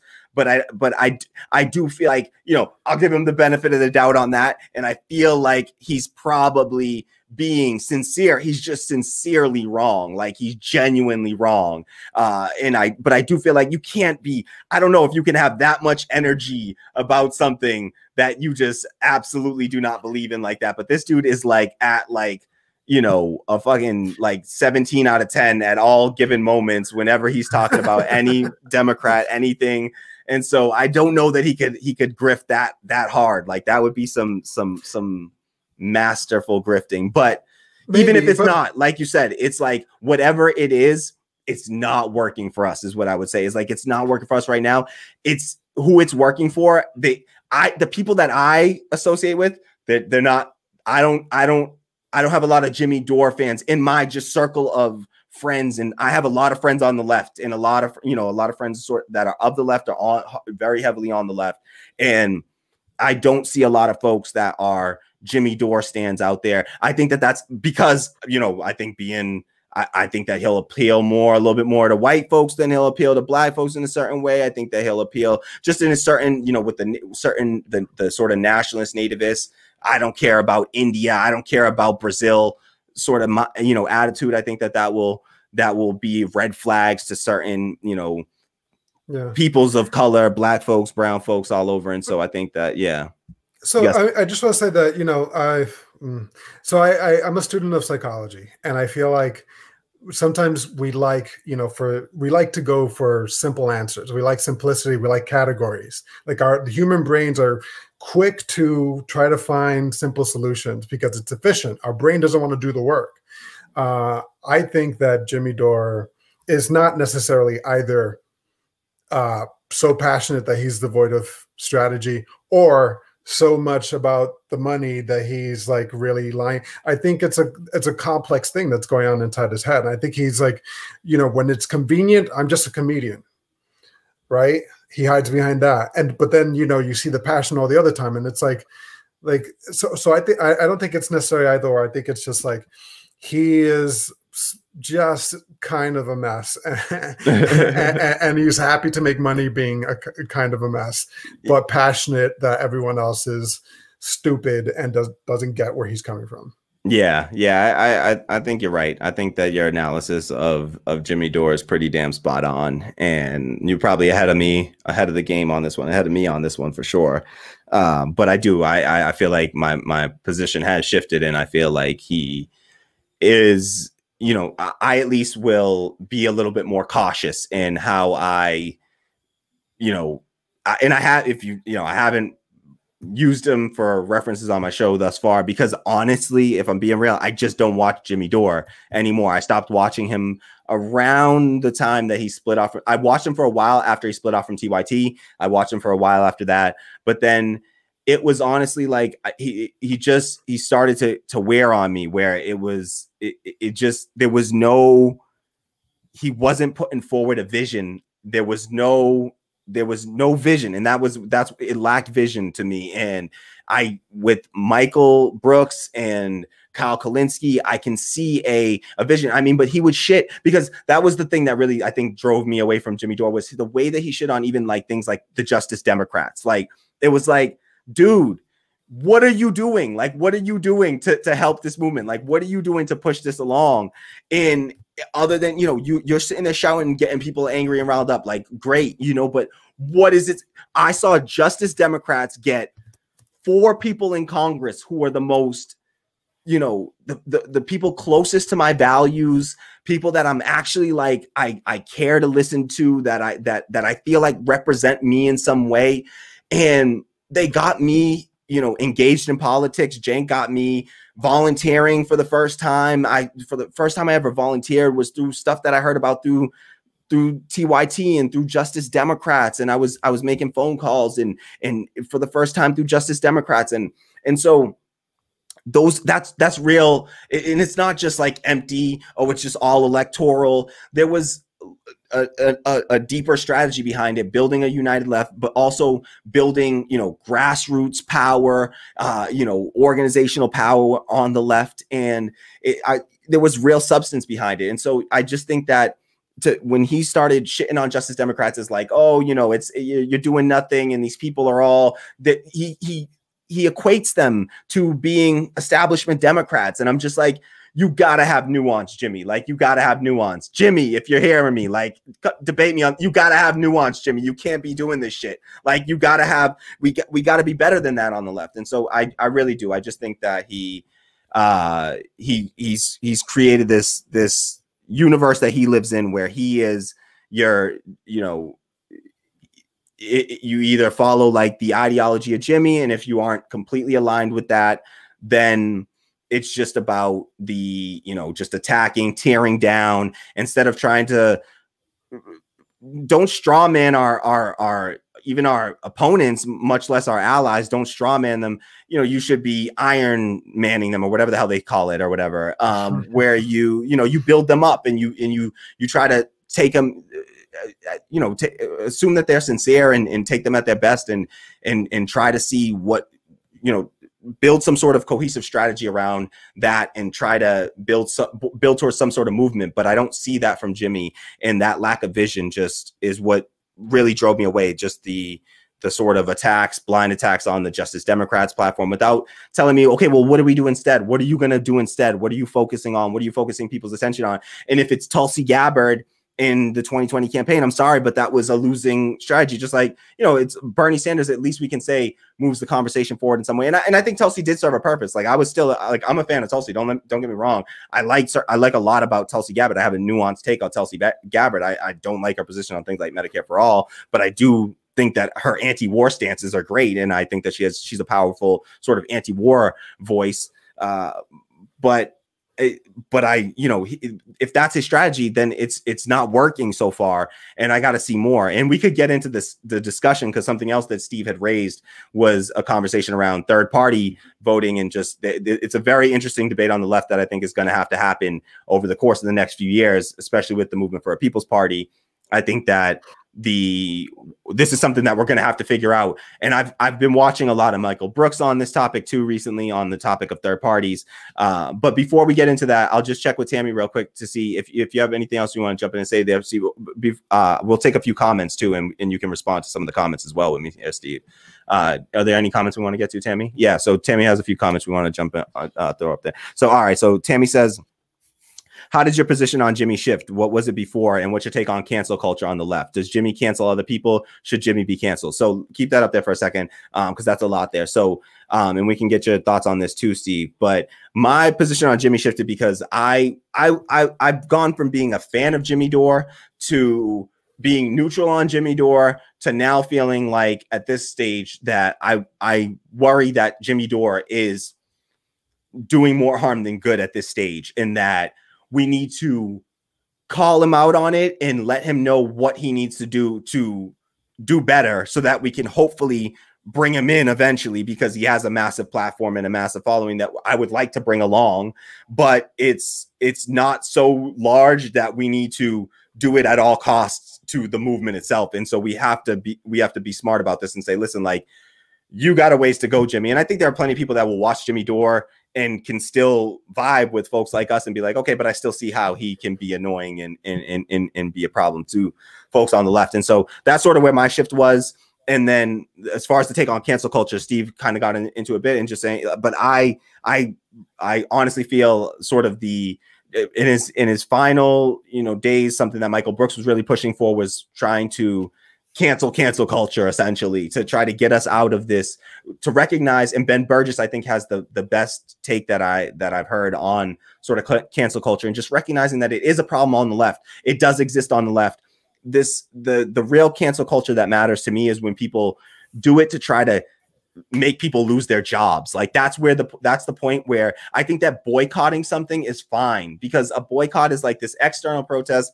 Yeah. You withholding your own money from an organization or a platform, fine. I'm totally cool with that and doing that. When we're starting to like call people's managers or get people fired from their jobs and leave people without jobs in this country, that's where I draw the line, because I don't want I've had my job taken from me, and it's not a position that I want any other person to have to be in, honestly. And because we don't have a system that allows people to, there's no social safety net there. And so we can't condemn people to destitution for having a bad opinion on something, because that isn't a redemptive left. And on the issue, I do believe strongly in redemption on the left. I think we have to have a path to redemption through the path flows through restorative justice. People have to do the work. It takes time and it takes work from a person in doing real restorative justice in the community that you do harm to. So if you're, depending on the community that you're doing harm to, I want to see people doing doing substantive restorative justice in those very communities that they've done harm to in the past. But I do believe I'm not perfect. I'm imperfect. I've got work to do. I still got some restorative justice that I need to do. Like, we all should be working on that and trying to build towards that. And so I truly believe in a redemptive, restorative left. And so we have to give room for that. And so I don't just discard. And I also don't like the language of it. It's not very leftist of us in this language of discarding people or canceling human beings. I don't think that language is something that we want to entertain on the left and get comfortable with on the left. The language of canceling another human being itself is just, there's nothing leftist or socialist about the idea of like canceling a human being. And so, yeah, I believe in redemption. I don't think that Jimmy should be canceled, because I don't think that any person should be canceled. I think that he should be, called out for the bullshit that he does, and let people acknowledge it, be aware of it, and recognize that Jimmy Dore can't be your only source on the left. You got to have many other sources, and he shouldn't be a main focus at this point. He's gotta, because you have to have this critique. You have to have a solid critique of him, or you're going to get caught in the same trap that Jimmy's stuck in, and you're going to be sitting around, you know, screaming into the ether about shit that you claim can't be changed, and while doing nothing to actually fundamentally change anything. And I don't want to sit there treading water, wasting time. I want to be making real positive progress in this world. And so I don't want to get caught in that trap for sure. So Steve, do you have any thoughts on that? Sure. So just to respond to some of the questions here, how did my position change? I was soaking up everything at one point. I was just like, let me just like add all the things. Let me subscribe to everything. And after a while, I was like, okay, this is not my speed. I don't have the time in the day to listen to everything. And, I was listening to Jimmy Dore. I was like, oh. And then I saw some videos from Sam Cedar and some Michael Brooks, and they were talking about Jimmy Dore and progressive voice, who's like covering everything, as Anna Kasparian said, he's like the TMZ of the left. And so when I heard the criticism, I was like, that's the discomfort I'm having. They broke it down nicely. Yes. Okay. Unsubscribe. But I keep checking back. Because I'm like, is there a difference? Is there a change? Is he responding? Are there people sort of unsubscribing in mass? And like, is he like, because here's the thing, like you said, I want to believe that he can come back. I want to believe that he can fight for us. Like, he's a powerful ally if we can have it. Right now, he's not an ally. That's the problem. But yeah, like I'm happy to come back to him if he's ever different. What was it before? Let me see. Cancel culture on the left. My take on cancel culture has been rapidly evolving. I used to believe, there is no cancel culture because here's the thing. So what's the alternative? Like, am I supposed to keep listening to someone that I don't want to listen to? Like, if I disagree with it? Because for me, canceling was, okay, I'm unsubscribing from you. I'm unfollowing you from Twitter. Like, I didn't think of it in terms of trying to get someone fired. It was just like tuning you out. And so I'm like, I have too much like stuff to do through the day for me to like continue to follow you and support you. Like, no, goodbye. Yeah. But in terms of canceling someone, like, do their job. So, I mean, I think it depends. How much power do they have? If we somehow manage to get Jamie Dimon fired from his job at Chase or Morgan, whatever it is, will I worry about him? No. What about the woman, the Karen who tried to call the police on the guy in Central Park? Like, am I worried? No, she had a nice, cushy job that she kind of threw away, and she'll get another one. Like, she has enough money. She lives off of Central Park. She's fine. Now, will I worry about the working class person who was like going after this working class Black family? I think it's a case-by-case basis sort of thing. I'm not rushing to cancel. I'm not rushing to destroy. I think that Michael Brooks, as we're saying often and right now, said it best when he's like, they're not at the seat of power. They're not responsible for all the ills. They're probably just as prey to a lot of it. And they happen to fall into some bad propaganda, and Fox News and that culture, and so it's like, do I go after them for that? I'm going to try not to. I'm going to try to be disciplined.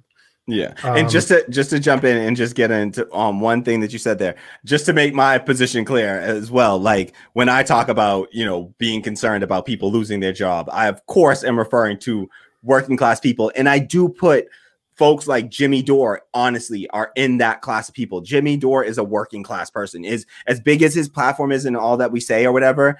If enough people unsubscribed, collectively and stuff, he would literally not. He would have to. He would struggle to find work. And if we really did totally cancel a Jimmy Dore, say, don't go to his shows, don't support him in any way. If we're saying we collectively, and this is something that Ben Burgess talks about, and we can get, I don't want to interrupt too much into your point. But Ben Burgess does talk about this idea of like, we should also recognize when we talk about power on the left, we talk about also, we like to tell people on the left that, hey, we have power collectively. If we together collectively, we share power, and we constantly try to convince people of that, because we tell people that's the way that we're going to gain real you know, that's how we're going to change the system. We're going to use our collective power together, our labor power and our collective power together. And so we should acknowledge that there is an actual power of collective power, and we should recognize that collective power in when we talk about cancel culture, is that we do have power collectively and we do share in some power. But just that I do see people, because Michael Brooks we're just going on to, this is the Michael Brooks stream. But he made the point that folks that are on these platforms like Patreon, like I'm on Patreon right now. Like that's where I'm getting support through patreon.com/radical democracy. Support us now. That's where I'm on Patreon, and Michael Brooks pointed out, like he was on Michael Brooks show is on Patreon. He's like, listen, we are like Uber, and Jimmy Dore is on Patreon. Like that's where he gets the mass of his funding or whatever, is through these sort of subscription based platforms. It's like you're like an Uber driver essentially. Like this is like Uber. That's like an Uber platform, and at any point, Uber can change the platform, can extract more fees from you, whatever. We have to recognize that too, that we're at the whims of these platforms that we're on. But then also, like in that's not the income that we're talking about. Isn't like, you know, Jamie Dimon level, like people that I don't lose sleep over those people. And certainly I don't think that people should focus their attention on people like the Central Park Karen. Like I'm not going to waste my time because we're working class people. We got better things to focus our time on and our energy than, you know, racist assholes, you know, doing nonsense like that. But I will, if I have any, you know, control and say in it, I will try to make an effort, not for a working class person, not to have a working class person lose their job. Somebody that can't, you know, that I know actually can't survive that long. Because if you don't have, like, you got to have comfy money, you know, you got to have, like, you got to be wealthy, not just, you know, you got to have some money, you know, you got to have some wealth to you for me to, like, not be concerned. But if you don't have, like, wealth, then I do worry about anyone, like, totally losing their job. That's dependent on, because I think of Jimmy Dore, just like Michael Brooks was totally dependent on Patreon patrons. He said that was like 90% of his income was through Patreon. And so I do think that these people are at the whim of their collective audience, but I totally think that it's within our rights as an individual to boycott and withhold our own, you know, money from a user and a platform to say, I don't support this thing. If you don't support it, turn it off and ignore it. But and that's totally, I'm totally cool with that and agree with that point. So just want I think I think we still need to define cancel culture like definitively, because right now, like, I think we're all still operating off of different understandings of what that means. Yeah, and Ben Burgess is the one that came out and he said, you know, if we're going to, there's sort of two ideas of cancel culture, which is the two that we've sort of been mentioning here, which is the boycott form of cancel culture. I am going to withhold my support from this organization, platform, entity. That's the one sort of form that a lot of people refer to. And the second form, which is sort of what was the kind of original cancel culture before it was even titled as cancel culture. It also has the name denunciation culture was the original sort of terminology that they use, is denunciation culture. Do you denounce this person? You know, and so it was denunciation culture. And that's been around for, you know, a lot longer than, you know, social media and things like that.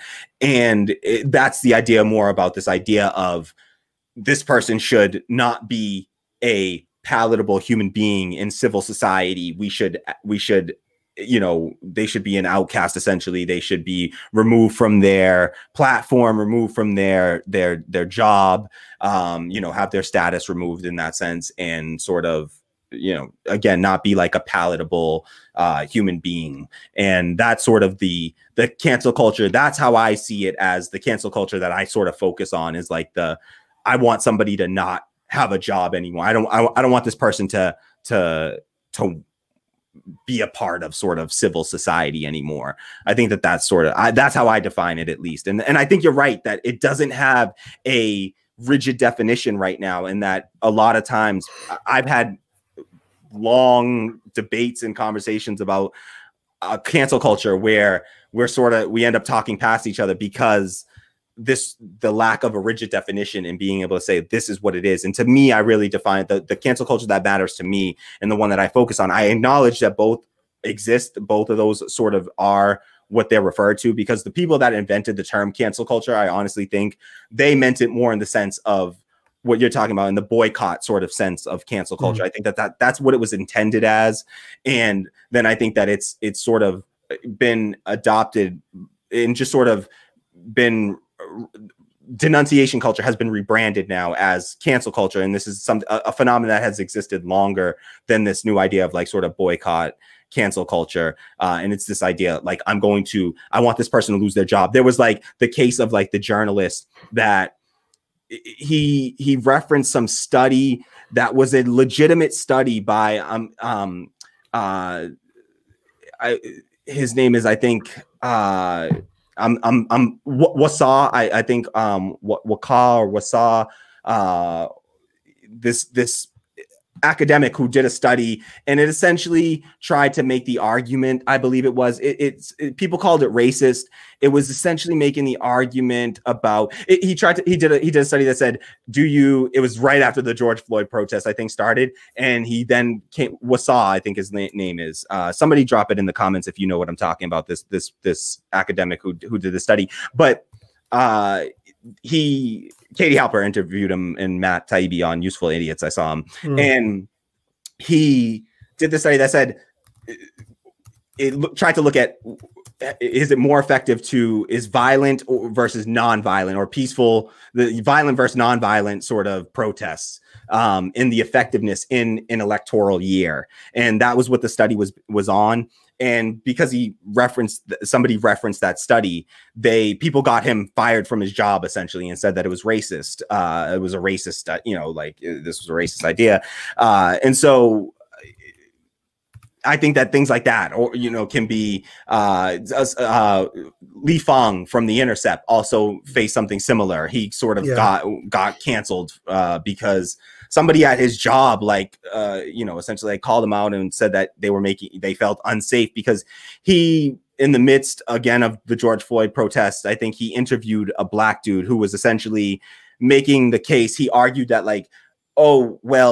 why is it that people only pay attention and we only have these protests when a white person kills a black person or a white cop kills a black person, and not when a black person kills a black person, which is like the old like black on black crime sort of trope that people are attuned to. And I'm as soon as I see that, like when I saw it from Li Fang, like I saw it and I saw the trope, like I caught the trope in it, and like, but I didn't think that he deserved to be fired over it. It's still, he's just a journalist. He reported an interview of a citizen that he interviewed in the midst of the protest, and he just interviewed a civilian in the middle of protest. And so I think that sort of cancellation is where I draw the line more. So that's my thought there on defining cancel culture and sort of what it is to me. So I don't know how you feel about that definition. I think we got some comments that Tammy wants to get to as well. So I think we got some comments too that we want to get to. So and then we'll have you respond, Steve. So Donka Shea says, I love Jimmy Dore. More people should be screaming at the top of their lungs about what the majority of Americans need right now. I have never seen Jimmy do any false equivalency. So Donka, listen, I mean, I'll respond. I don't know if you saw the clip, but watch that clip of Michael Brooks that I played. And I mean, you can check out Jimmy Dore on Lula, check out Jimmy Dore on India. I don't care, where he said, I don't care about India and I don't care, I'm sorry, but that's a substantive issue that I have a problem with it. Maybe if you're not concerned about the people in Brazil or the people in India, the working class people in Brazil or the working class people in India, then sure, you can say that Jimmy is amazing, but there are plenty of people that can scream at the top of their lungs. I scream at the top of my lungs all the time about what's wrong in this country and what the majority of Americans need right now. And I do it without saying that everyone who thinks even slightly different than me is a piece of shit cuck. So I can do it without being completely divisive and pushing people away from our position and from our stance. So I think that, you may have never seen Jimmy do false equivalency. I don't know what you're referring to on the false equivalency point. It's more, if you're talking about the whataboutism, like Jimmy absolutely does like the whataboutism. Whenever something comes up where like the Republicans do something awful, he's like, well, what about the Democrats doing this terrible thing? He does that all the time. He does that whenever you make a point about Republicans, he feels the need to always say, but what about the Democrats? They're just as bad. And it's like, well, no, let's still hone in on the fascists. And we do need to have an anti-fascist,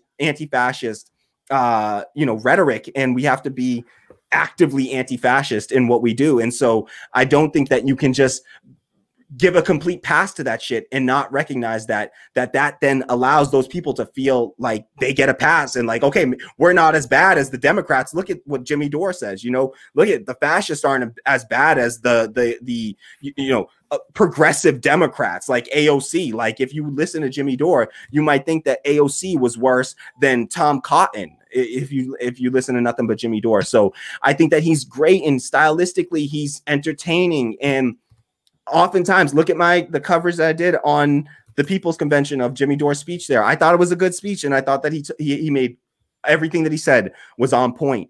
And there's plenty of Jimmy Dore that I agree with, and I agree with him on a ton of shit. But it's those substantive points that we disagree on that matter, that that affect people's substantive human rights. And so on those things, I can't compromise. And so I disagree in that sense that Jimmy is not all bad. Essentially, I do think that there's some critique that we have to have of Jimmy there. Donkashay says, I think Jimmy encourages people to think differently and evolve their perspective. I feel the things he calls out aren't really up for debate. He realizes how dire our situation is in America. Yeah, I agree that he has a good analysis of what's going on in America. He doesn't always, or he has a decent analysis of, he analyzes the problem correctly. It's the solution that he's just not necessarily putting forth any solution to the problem. Sure, I totally agree that you have to be able to diagnose the problems, but you know who else is great at diagnosing problems? Like there are right-wing populists, like Sagar and Jetty is great at diagnosing the problem. Does that mean that I'm going to sit there and latch on to Sagar and Jetty and follow his ideology? Like absolutely not. That is not somebody that I think that you are like the left needs to be listening to in that sense. Like they don't need to be listening to his prescriptions for what to do moving forward. You can, but sure, great. They have a good critique.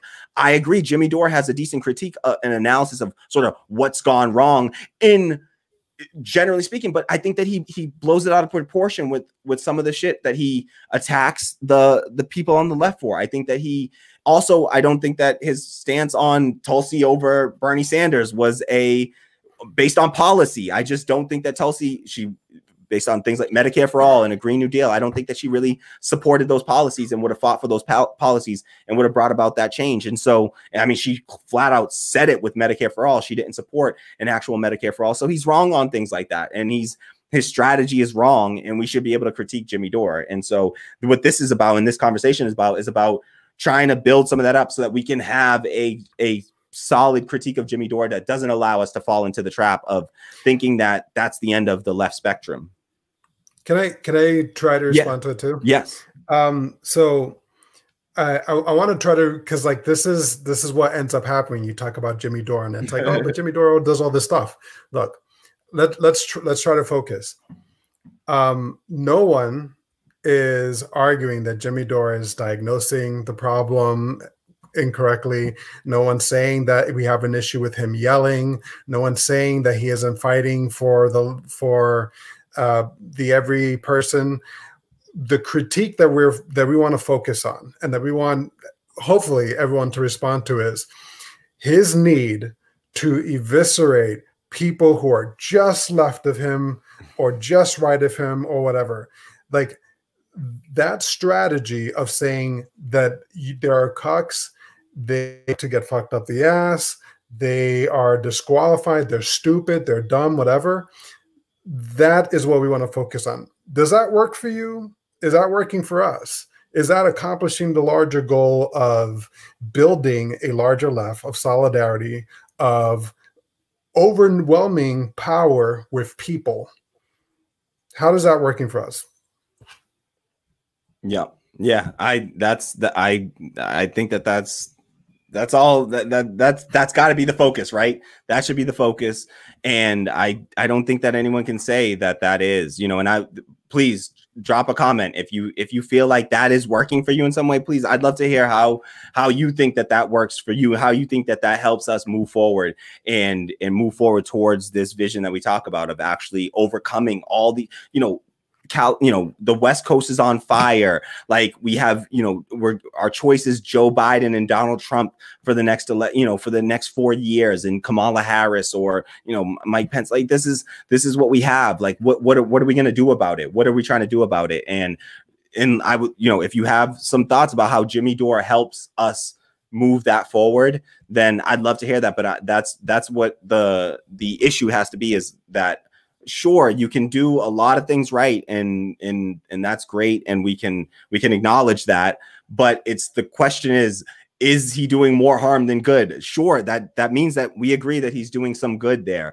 It's the question, the real question becomes, is he doing more harm than what he's offsetting with that good that he's doing? And so that's what we're arguing here, and that's what I'd love to hear your thoughts on. So but I share your perspective there, Steve. I agree.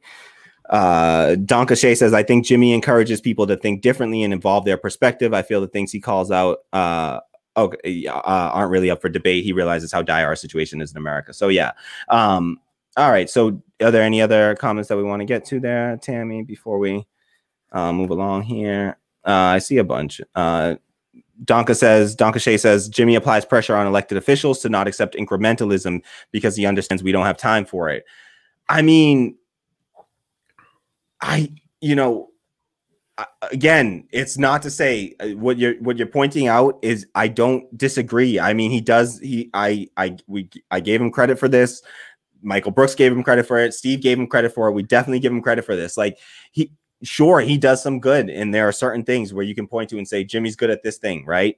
The question is does that outweigh the damage that he's causing, where we have to have these conversations out? These conversations wouldn't be necessary if he wasn't a divisive figure, really. And so it takes up time. It takes up space in the spaces that we're in. And so is that something that we want to have to spend time on overcoming? Is that productive? Is that going to be a productive way for the left to move forward for the coming year? So that's the real issue. Yeah. So I'm totally cool, and I appreciate Jimmy putting pressure on elected officials. The problem is that sometimes the elected officials that he's putting pressure on are the ones that are on our side, and he's putting pressure on the ones that we can criticize. It's not to say don't criticize. Every politician deserves criticism. Every single one. Bernie Sanders, AOC, Ilhan Omar, Rashida Tlaib. I criticize them on certain positions they've taken. That's fine. It's why do you have to then tear that person's character down and destroy that person's character and say, now that person, because they made this bad choice here, they are now beyond the pale. They're beyond reproach. They are, they're worthless. They're pieces, like, why do you have to tear down their character and say this person is completely useless and push them away so much, when what we need to be doing is to be building up and bringing people onto into the fold and bringing people onto our side. And so I think there are plenty of people that can put pressure on elected officials to not accept incrementalism. I feel like everybody on the left is doing that, really. I'm sure that you, Donka, are doing that. And so I think that we're all doing that, and you can do it without being divisive and pushing people away from the movement. And so any other thoughts on that, Steve, or feel free to just jump in and we'll just keep flowing through. Sure. So one of the debates or conversations, I'm trying to move away from debates, because like with debates, like you have to have a winner and a loser. Yeah. And if you're trying to win, then you're not trying to listen to me. But like one of the conversations I was having with someone in the comment section was, about like, yeah, sometimes you have to yell, and sometimes you have to get irate to get someone to listen to you. And it's like, they were saying, I yell at my grandmother and whatever. And I was thinking, okay, cool. How successful have you been in your life when you started charging someone with like calling them names and trying to like publicly humiliate them? Like, have you ever, I don't know, called someone a fucking asshole in the service of trying to convince them that you're right and that they should see things your way? Or does that just kind of devolve the conversation? Like, if you're trying to change hearts and minds, if you're trying to convince people, like for example, like engaging in conversation, like, and be willing to listen to someone else's perspective. That's how you start that movement of getting them to come along with you, but not discrediting their entire being. Yeah, exactly. And we have to be nuanced like that. And if Jimmy's not willing to do that kind of work, then my stance is I don't know. My stance with Jimmy is I'm not focusing on him right now. I don't right now. I'm not listening to Jimmy Dore other than if a clip comes across my desk from somebody else sharing with me, something like that. He's not a part of my regular rotation when I look to get my information. I just don't need that take. I can get that take that Jimmy has from a lot of other sources, a lot of small independent. I can get black left media, or just other left wing, left sources that I feel like do that same job that Jimmy does without creating this division on the left and causing us. I mean, we're getting rifts within our community right now through just discussing them. So that's how much of an issue that Jimmy can be for the left. And so I see a lot of comments. Let's flip through a few more of these. Let me see. Old School Grower says, why does everything have to be dissected to a molecular level? He is a comedian. Maybe we need to grow a thicker skin. Dude, listen, it's not about thin skin. Jimmy Dore isn't insulting me. It's not about thin skin. Do you think that Michael Brooks, he had thin skin there? The dude dished it out. He could take it. It's not about having thin skin. The dude was also a comedian. Like, this isn't a thin skin issue here. I'm not offended personally because Jimmy said something mean to me. It's the fact that it's not productive. It literally might pull us backward, not move us forward. And that's the issue. To say he is a comedian it's a misrepresentation because that's not what his platform is. If he wants to be a comedian, then just be a comedian. Say that that's what he is. He's clearly not, because he's sitting here. Comedians don't interview politicians. They don't platform and interview politicians. And that's what he was doing. I'm sorry, but that's not what a comedian's role is. So he's taking the role of, political analyst, political critic, political commentator, and he has to accept that responsibility. And he can't just do this thing where you say something that's controversial and then you hide behind like, oh, but I was just joking. Like, you got to own up to your shit and just let's call it what it is. And I don't think that it's about having a thin skin here on the left. I don't have, listen, I've taken plenty, I will dish it out. I can take it. Like, it's not an issue having thin skin. It's literally just saying, hey, is this worth it for our movement? Is this something that we want to be, spending time on in the movement? And that's what the focus is. Not about are our feelings hurt by Jimmy Dore? Like, that's not the issue at play here. It's not about, is Jimmy Dore offending us? Like, that's not what we're talking about. We're talking about, is Jimmy Dore going to help move the left vision forward? That's it. That's all I care about. That's what I care about. I watch Bill Burr and a bunch of offensive ass, I still am not totally like over Dave Chappelle. I got problematic people in my rotation. All right. Trust me. I know about some controversial figures that say some shit that people don't like. And I totally get it. So, but that's not what this is about. This is about, hey, listen, this person is representing themselves as a political commenter, a person on the left with a massive platform, and just asking, are they using their platform to benefit us? Should we be, I'm somebody that, as somebody aspiring to be a journalist and wanting to do some sort of, not journalist, but I don't know what I'll call myself. I don't know what the hell I'm doing, but whatever this thing that it is that I'm doing, it's in that space. And so I'm clearly within that space and within that realm. And I'm just trying to have a critique where it's like, is this the kind of thing where do I want to be using Jimmy Dore as a resource, as a reference in my work? Is that going to help, push the conversation along, or am I going to end up, creating more, enemies than friends at that point?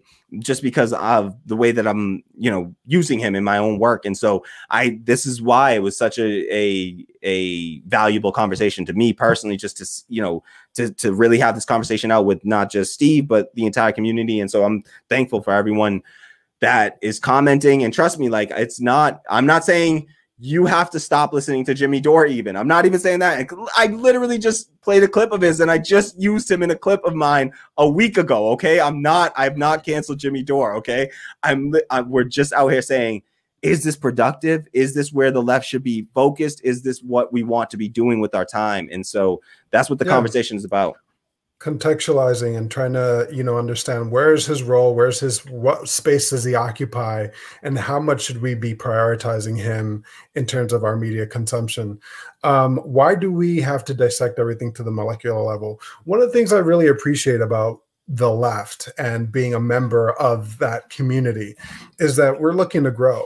You know, 10, 20 years ago, I'm sure people who were on the left did not have too many thoughts or opinions on trans rights, right? And we evolved and we grew.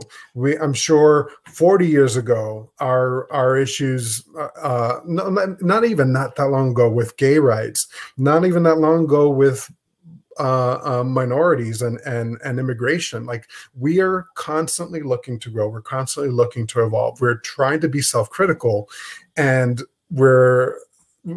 to be able to do that, we have to be able to look at ourselves and what we're doing, and look at our neighbors and look at, you know, our friends, and say, like, is this helping any of us? Like, is it still okay for us, you know, when we're rapping to rap lyrics, to, you know, repeat the N-word? Like, we like just constantly thinking about stuff. And I think that's not a bad thing, to be able to reflect on yourself and your behaviors. I think my biggest concern is the reflex that we often see on the right to stand someone, like, oh, they're overall on our side, and so we have to, like, protect every single thing that they do. And, you know, it's like, what is it? They say the right falls in line and the left falls in love, right? I never heard that. That's nice. I like that. Oh no, yeah, no, they say it all the time. Like, the right falls in line, the left falls in love. I definitely want to build solidarity, but not at the cost of being uncritical of something that I think I'm uncomfortable with, right? There's a lot of people who were initially uncomfortable with Donald Trump, but then he came to power and they're like, you know what? It's time to get in line. I don't want to be that. I don't want to do that. I want to be able to say, Jimmy Dore is one of us. I don't like what he's doing. I would like for him to stop. Hopefully he turns things around and comes back to, you know, the fight and focusing the firepower on the right, the right target. Yeah, absolutely. That's very well said. And this particular point, you know, honing on the dissecting everything. I mean, of course, that's definitely what we need. You know, we need more of that and more self-criticism, self-critique. And so I think that that's something that we should absolutely be taking part in, and we have to dissect things down to whatever level we can to try to analyze properly, you know, diagnose the problem, and to be critical and self-critical. That's why even, you know, immediately, as you know, with the Bernie Sanders campaign, I think that people moved on very quickly. Leftists moved on very quickly to say, okay, what's the next focus? You know, Bernie Sanders, you know, I got pictures of Bernie back behind me over here or whatever, but I'm over here. I'm one of Bernie's biggest critics. You check me out on Twitter. You'll see, you know, look, you can see my Twitter to see the last things that, you know, what I've had to say about Bernie Sanders, because I'm not with the whole, you know, riding with Biden, endorsing Biden. Like, I take much more of the Cornel West stance of, like, listen, I'm not voting for Biden, but I at least, you know, am okay with people that say, listen, I will vote for Biden, but I will not endorse Biden. Like, it's a big difference. And like, but like, it was very easy to have that critique, because we are practicing this, and that's what's going to allow us to not bring, you know, falsely elevate these people and bring, you know, put people in power and lack an ability. That's authoritarian if we can't critique those in power, if we lack the ability, you know, to critique those in power. And so I never want to do that. That's not what it is to be of the left. As far as I understand, being on the left is to be constantly critical of these things, especially of our weak spots, our blind spots that we can still have. And these are potential blind spots. We're trying to, I'm thinking my focus is like, I genuinely want to bring about the most good, the most substantive good for the most people in the quickest amount of time. That is my entire goal. It just tears at my core to think about the suffering of people in just this country and around the world every single day. I got family that lives in abject poverty in Jamaica. I've lived in all kinds of situations where it's like you're right up against it, and you're 78% of Americans live in paycheck to paycheck. You just think about the people, all the eviction crisis that people are facing right now, like 500,000 homeless folks. You got these are people that are suffering every single day, and you just want to. Oh, I think we got an echo, Steve. We got a little echo. Oh, my bad. Nope, no worries. And so it's it's just about seeing the pain of these people and wanting to actually bring about substantive change in their lives. And so I'm looking for whatever way possible to bring that about the fastest, to get to that point from point A to point B the fastest. And bring about, bring along as many people as we can into that, and not leave any single person behind. And so if it takes dissecting every little thing, including Jimmy Dore, including myself, I constantly plan to, I critique myself all the time. I'm constantly looking at how can I improve? How can we do better? So these are the things that we have to be willing to do on the left, willing to focus on. And I don't think that that's anything that we should be feel bad about here on the left. I think that that's part of being on the left, is dissecting everything, is digging into everything. So great point, Steve. I really appreciate you making that point. I see a comment here from What Up America. I'm not sure who's What Up America is directing this at. So, okay, so we already, Tammy says that we already answered, but he says, What Up America says, love you guys, but why don't the left be welcoming to criticism rather than be averse to criticism? Which I think we agree with is like, that's what Steve and I are getting at, is like, we have to be open to criticism, including criticism of our own, including criticism of ourselves. We have to be open to that and listening to that. And I think that that is part of being on the left. We are constantly growing. That is what growth is all about. I know that my views have grown tremendously in just the past 5 years. I think about what I thought in my political positions 5 years ago. Like, I was like a neoliberal shill like 5 years ago, and now here I am as a socialist. And so I try to recognize that and see that like people can be anywhere along that spectrum, and they're not complete pieces of shit for it, because I was somewhere along that spectrum, and I want old 4-year-old and 5-year-old Kamali to have a path to coming along. And I don't want to get run away by anyone, including even if it's a Jimmy Dore, who some people find funny. Like, I don't want that to be the block in, on that path to the left. And so that's what we're trying to focus on. That's what we're criticizing. And so I do think that, and Steve addressed it, we got to be constantly critical, not just of others, but of ourselves and of the left, of our own folks. I actually like listening to Jamal Thomas and Sam Cedar, and like I love being somewhere in the middle of that spectrum, because it's like you're refining my understanding of things. Like you're challenging me, and I want that. I really want that a lot. And so, for example, there's lots of other debates and lots of other conversations I want to have, including about cancel culture and third parties and whatever, because like you're forcing me to look at the issue from different perspectives. So I'm not against criticism. I'm against the restoration. Yeah, absolutely. Well put. X says, not only is it okay to criticize each other, it's absolutely necessary. Totally agree, X. Totally agree. I think that we all do here. And I love that. I love that we got a community that is open to that and is responsive to that, because that is the atmosphere, the environment for real change to happen. So I love it. I love that that's what we got here. And that we got a great base here, and a great group, a great base of folks here right from the outset. So it's amazing. Thank you for the comment, X. Really appreciate that. Shout out to our patron, X there. So X says, Criticism doesn't equate to cancellation. Yes, exactly. We are not, this is not a cancellation of Jimmy Dore by any stretch of the imagination. And yeah, we are definitely making that. I hope we've made that clear. Tammy says growth is continuous and lifelong. Unlearning and learning is required. Yes, like, and it's not linear. You know, growth is not linear. We will have setbacks. I'm sure along the way there's going to be plenty that you disagree with me on. Please don't cancel me, y'all. Please don't cancel me. I can't handle it. I can't take it. Just work with me, all right? I got my issues. Just work with me, folks, all right? So thank you for the comment, Tammy. Shout out to our producer, Tammy, there. She's holding it down in the background there. In this hot-ass room, it's like 1,000 degrees where we are.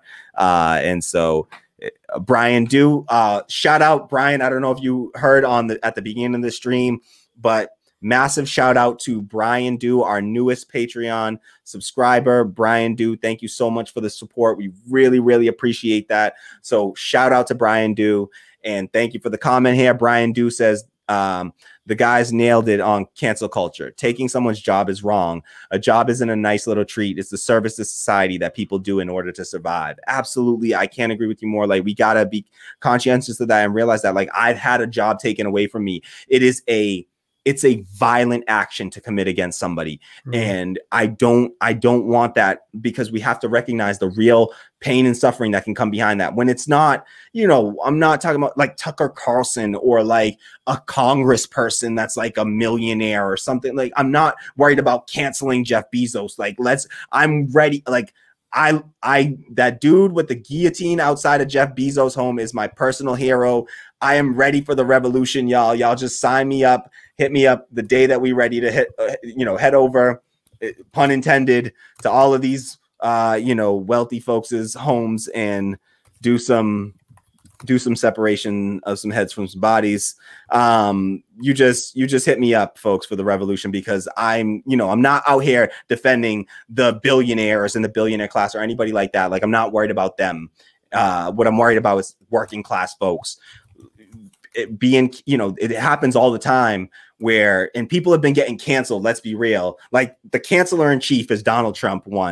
He canceled Colin Kaepernick and straight ran the dude out of his job. Like, that was the biggest cancellation I've seen in the past, I don't even know, decade. I don't even know, in my entire lifetime. I can't name a larger cancellation. So this happens not just on the left. It happens all across the spectrum, left and right. And it's been happening on the right for a long time. Conservatives love to do this shit to people and call the manager on people. So we can recognize it as a problem. It's total hypocrisy. It's like, it's total hypocrisy. What is it? Donald Trump was like, in the RNC, he was like having this conversation. He was saying something about like, oh, the left, they love to cancel and then he was like, I think trying to get everyone to boycott, Michelin or or some tire company, like the very next day. And Donald, not Eric Trump Jr. in the same speech was talking about left cancel culture and then told everyone to cancel something else. It's like, what the fuck? Like, what are you talking about? Yeah, no, they do that. They love projecting. Projection is one of the go-tos on the right, is to project the hell out of everything and say, anything that you hear them call out. I always look twice to be like, okay, now that they're saying this, my guess is that they're doing this somewhere behind the scenes. And so whenever I hear them trying to call somebody out on anything, I think twice about it. And so yeah, it's an immense hypocrisy on the right. When they try to call it out, they're being disingenuous about it.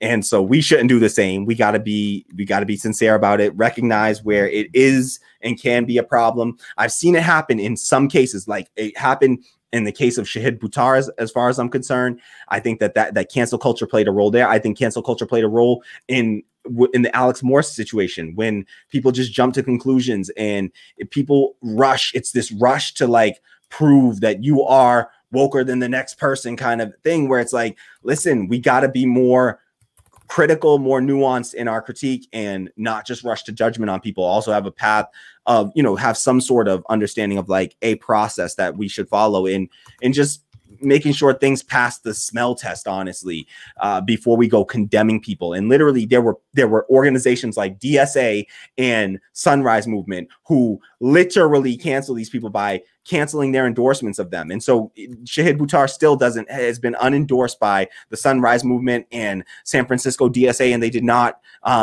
unrescind their endorsements. Alex Morris, a couple of the groups unrescinded their endorsements, but the damage was dealt. And so we got to recognize where that damage, I mean, you're talking about Alex Morris facing off against the most corporate candidate, you know, the most corporate congressperson out there, Republican or Democrat, Richie Neal. And we had a chance to take his seat and replace him with a real progressive. And we got to recognize that was an area where the left could have and should have done better. The same thing goes for Shahid Buttar in his upcoming election. I think the focus has almost entirely shifted to these allegations, and I don't think that we have a proper critique of the situation with Shahid Buttar. And so, and you can check out. Sorry to interrupt, but with regard to Alex Morris, did you hear what made the difference there? Because Ryan Grimm was talking about it. The sort of the difference between the fact that the local papers didn't, was it the fact that the local papers, okay. It was that, so even though the voting population within that district came to understand that it was BS, that it wasn't like an actual thing, it highlighted for the community the fact that he is gay, and that made him turn against them anyway, because they didn't necessarily know that. I'm not going to say the following thing, but it's like it might be a demographic thing there too, in terms of responding to his identity. Yeah, and I kind of know. I kind of know what you're hinting at there as well, because I do know the demographics of where he's at, and so. And I know sort of homophobia and certain communities. And so, you know, from communities that we exist within, you know, that definitely has to be recognized. And so absolutely, I think that all went against him. And it was like, yeah, so that can also play a part. But I do think that just the rescinding of endorsements from left-wing organizations was the thing that was like really troublesome, where it's like, listen, it was literally just like, the day that after the Alex Morris thing happened and the day after the Shahid Buttar stuff came out, I was on it, you know, doing videos on it saying like, this does not look right. This does not look right with the Alex Morris thing. This looks, I said the words, it looks like a political smear. And it sure, you know, lo and behold, it absolutely came to light that it was a total political smear. And so, but it should have, the language that was being used was the language of sexual violence when nothing violent was, was accused of him. And it had all these like the homophobic sort of tropes of like anything that a gay man does is like devious and bad. And like, oh, that's so, you know, why is this?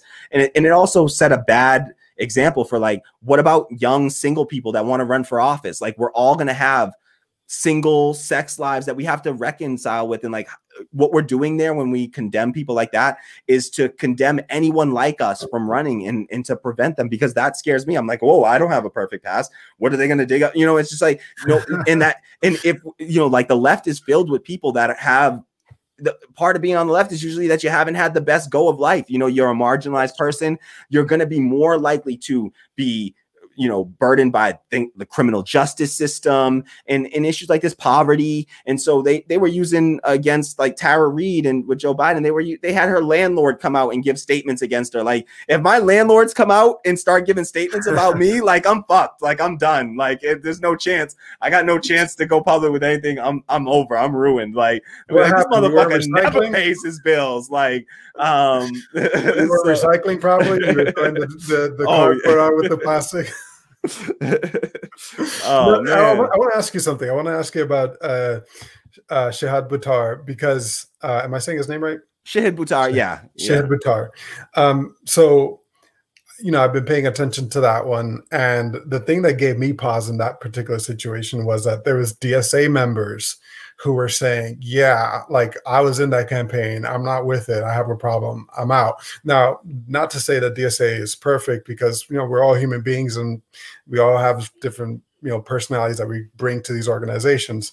But I'm wondering, like, what's your perspective that is making you feel like, no, this one's wrong too? Because I haven't really grabbed that kernel. Yeah, I need to. Every time this conversation comes up, I reference this Michael Brooks clip, and I have to find this clip and play it. Like, I need to find this clip. I'm gonna try to find. Hold on, real quick. Let me just see if I can. Yeah, let me play a little bit from this. But all right, let me pull up this clip real quick. All right, just queuing it.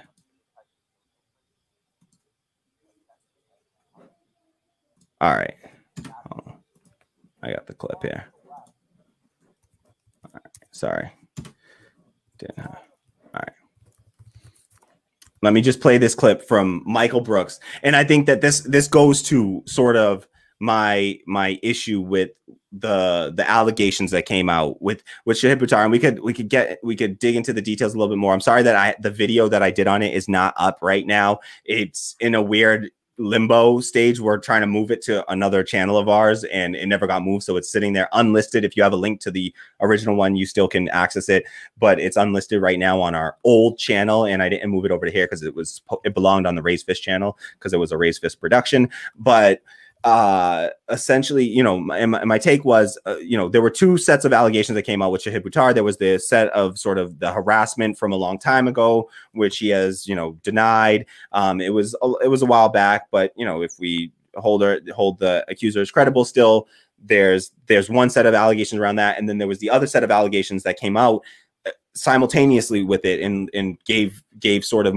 lended more credence to those other accusations, which was there was a set of accusations from the staff on his campaign that said that he was mistreating workers, and specifically treating workers in a gendered way, mistreating women sort of differently than he treated men. And so that was the accusation that came out.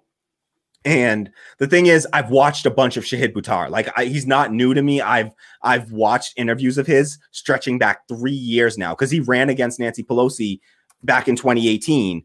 And so in 2017, he was running a campaign to he didn't run against Nancy Pelosi, but he ran in the primary so that he could get a chance to run against Nancy Pelosi, and he didn't win that primary the last time.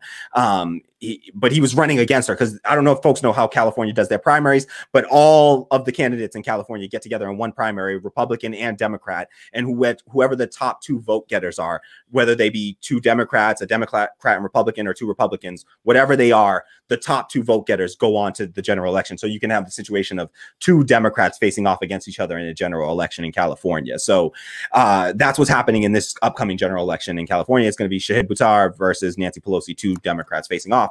And so I've been watching him for a long time, and every time I've watched Shahid Buttar, it is noticeable how he uses the very language that we know, that we've come to expect, of, you know, intersectionality, of understanding and showing a real respect, a genuine understanding and respect for those things, of intersectionality, of patriarchy, of showing a real understanding and respect in knowing that this is a painful, powerful,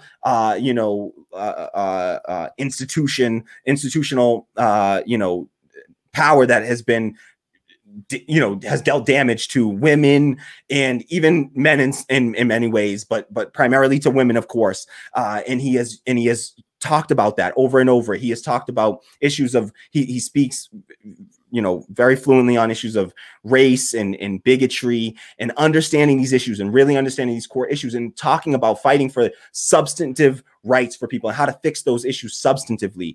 And so this was somebody that I had already going in. I'm like, well, they've built up a rapport with me already. It's somebody who I've seen the language that he's used.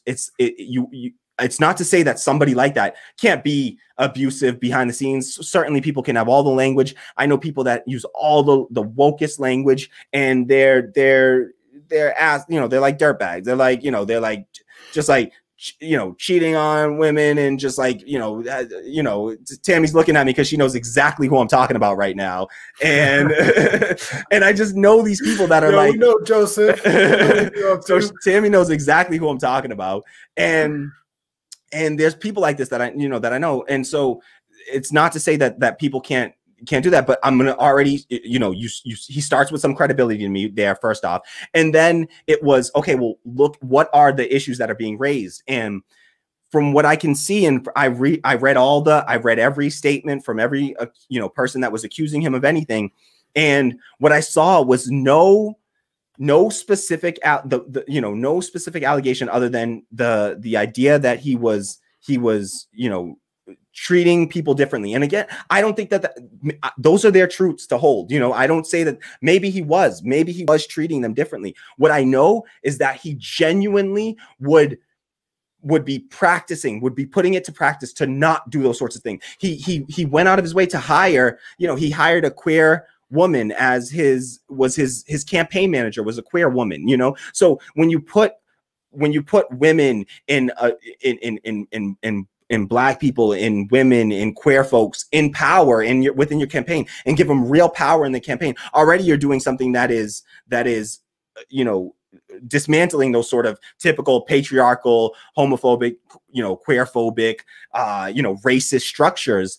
You're already doing things to substantively work against those things. And so when you then have disagreements with the very people that you've empowered in that way, I don't think, I'm not just gonna, I'll at least give it a nuanced take to say, well, okay, I expect that sort of stuff to happen, right? I know that these things are going to happen inside of, it's a campaign, right? Campaigns are messy. Anyone that's ever even volunteered within a campaign knows what kind of what it takes on a grassroots sort of people power campaign. You have to delegate a lot of power. And so you already understand, like, a campaign is this very messy sort of constantly like amorphic, thing where it's always changing. It's a high stakes, high powered sort of high pressure environment. I wanted to help, I wanted to like work on the Bernie Sanders campaign, but I held back because I wasn't at a great time in my life. And I was just like, you know what? I don't want to get in the way on this thing because this thing is bigger than me. And so what I was mainly concerned with was, okay, are what they're talking about, is it substantive? Is it about, was he behind the scenes saying things about how he didn't really believe in the policies that he was espousing? Because that would have been something that I would have had issue with. But to say that you mistreated some of your campaign staff, from how he described it and how people that were, because I read both sides. I read people that were in the campaign. I read people outside of the campaign that had left the campaign, and the people all inside the campaign and I know they're going to have a biased view. Both people are going to have a bone to pick, but Richard Wolff always talks about this. He says, if you know that there's a crazy family up the street and they have 2 children, and one child, they think the family is just the best thing in the world, and the other child, they think that the family is a total basket case. He's like, you wouldn't just go talk to one child as a psychologist or something like that. You wouldn't just go talk to one child and make your assessment of the family based on one child's view. You would talk to both of the children, and then you would try to draw your own conclusions, make your own analysis based on the different perspectives, and then you try to make your analysis. And so I think here I tried to look at both people that were inside the campaign, people that had left the campaign. And what I was seeing was competing things where people were talking about, well, you know what? These people had just strategy disagreements with Shahid Buttar, and they disagreed on strategy. And Shahid Buttar has been very clear. And I watched a recent interview of his. If you watch the interview that he recently did on Useful Idiots, I think that it's a really illustrative interview where he talked about. It did make me a little uncomfortable though. It did make you uncomfortable, you said? Yeah, because like he kept going back to like, me as a person of color, me as a person of color, me. I was like, just, a little okay. But I do think that what he says there does matter though, in that I don't like, I didn't like, because I didn't like that just hitting that button a lot. No, for sure. But I think that it's because he initially, and if you look at his rhetoric right out of the gate on this, he came out and he was like, listen, I don't want to discredit my accuser in any way. I'm not going to do that. I'm not going to try to discredit them in any way. I will say my truth, which is that that did not happen. But I also will not try to tear them down or try to question their credibility in any way. And I would like them to have the space to speak, and they should be given the space to speak.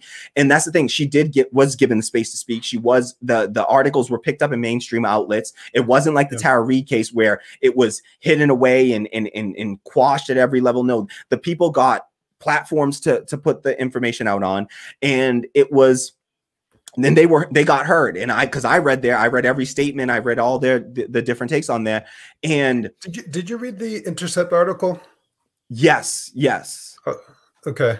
Yeah. And yeah, just wondering, because like I tend to trust Ryan Grimm. I don't have, you know, I don't have much reason to say I don't trust what he's saying. And so now, if I'm just correct, it wondering. wasn't Ryan Grimm though that wrote that article, that wrote the Shahid Buttar article, right? It was a shared. It was a Okay. shared. All right, I'll pull it up too. It was Ryan Grimm and someone else, and yeah, I don't know the other person as well, but I figured that, you know, that he sort of co-authored it made me think, oh, okay. The article, I'll drop a link to it. The article that I have is only written by Akilah Lacey. The one that it's the one that's Shahid Buttar's bid to unseat Nancy Pelosi roiled by accusations of staff mistreatment. And this was on July 23rd, 2020. And I think this is the article that you're referring to. I'll drop a link in the chat. And this was written by Akilah Lacey. So I don't think that this was Ryan Grimm, but I still, like you, I do trust the Intercept. Generally speaking, I do trust the Intercept, but it's not to say that they haven't been wrong on anything or that they've never written an article that I disagree with. They certainly have. I tend to trust Ryan Grimm more than I trust the Intercept. Yes, as do I. Same. Yeah, no. So I totally agree. I'm in the same camp. Ryan Grimm is sort of my path to the Intercept was through Ryan Grimm, actually, and that's where I was subscribing to Ryan Grimm himself directly, and then I started picking up the Intercept just because I knew that he was writing it, and then I started to read others, and of course I respect like Glenn Greenwald. I think I respect him as a journalist as well, but so that article I did read about the staff mistreatment I covered in the video that I did on Shahid Buttar that I really need to publish again, or just like make public again or move it to my new channel, is I went through that article, read through all of Elizabeth Croydon's entire Medium post, the post from Jasper Wild, the campaign manager as well.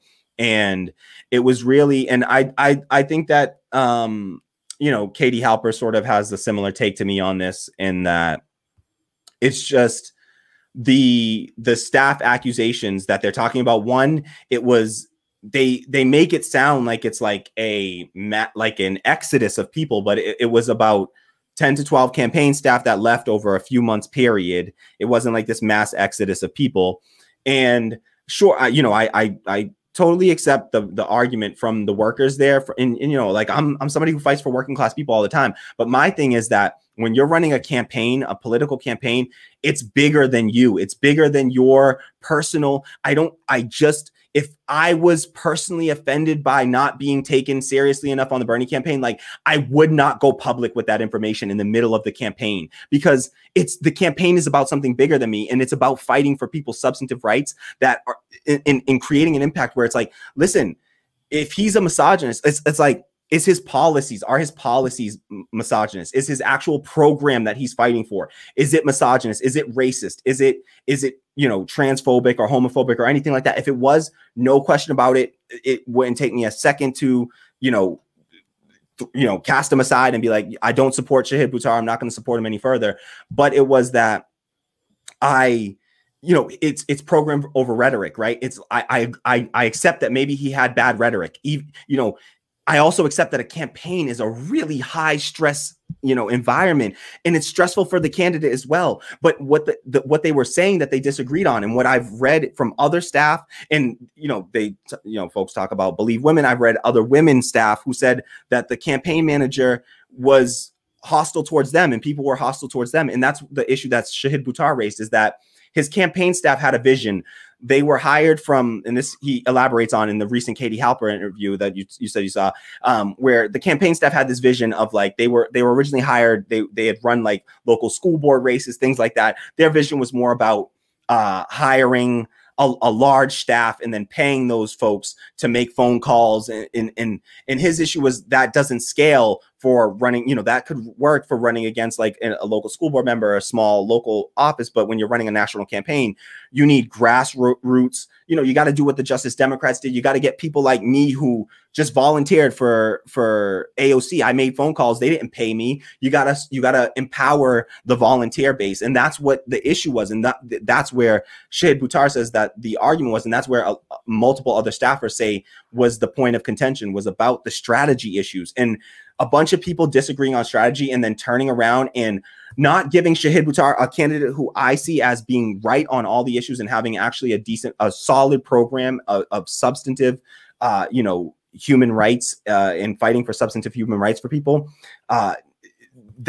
You're talking about somebody, it's Shahid Buttar or Nancy Pelosi. Like, we talk about like the lesser of two evils thing. This isn't a lesser of two evils situation. Like, one is evil and the other is not evil. The other one has the same issue that I would have, you would probably have, anybody could have, where we run into those issues of I do it sometimes too. I'm sure I know sometimes I catch myself doing a microaggression against a woman or someone else, and I try to recognize that and recognize where where I might be doing some damage, and just have some space for the fact that somebody might need to still be coming along in that, and also recognize, okay, but there is something substantive about what this person is fighting for. And if I interfere with that because of personal, what are we putting first? Do I care more about the fact that some people were offended, even if it was gendered in it? Of course I say, call that out, handle that family business. It's like, let's handle that like family business. We deal with that internally, and we resolve that, because we recognize that we're fighting something bigger. It's Nancy Pelosi. It's the most powerful Democrat in Congress.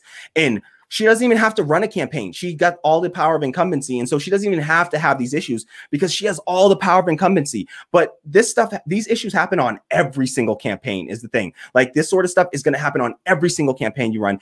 And what Shahid Buttar is building is about building and making fundamental change that would alter the course of these sorts of things. And he was talking about decentralizing. He wanted to decentralize his campaign. He wanted to spread power give more power to the volunteers, and not have the power just held within his campaign staff. And I think that that's, more democratic. So let me just play this clip though, before we move on. I definitely want to play this clip from Michael Brooks, because this is the point that I don't make as well as Michael Brooks makes, but it's about differentiating substantive rights versus rhetoric. And I think that that's what was going on in the Shahid Buttar case. For me, it was a case of substantive rights versus rhetoric. His rhetoric could have been problematic. He also acknowledged it and said that he wanted to fix it. And I think that that's like more than you're going to get from.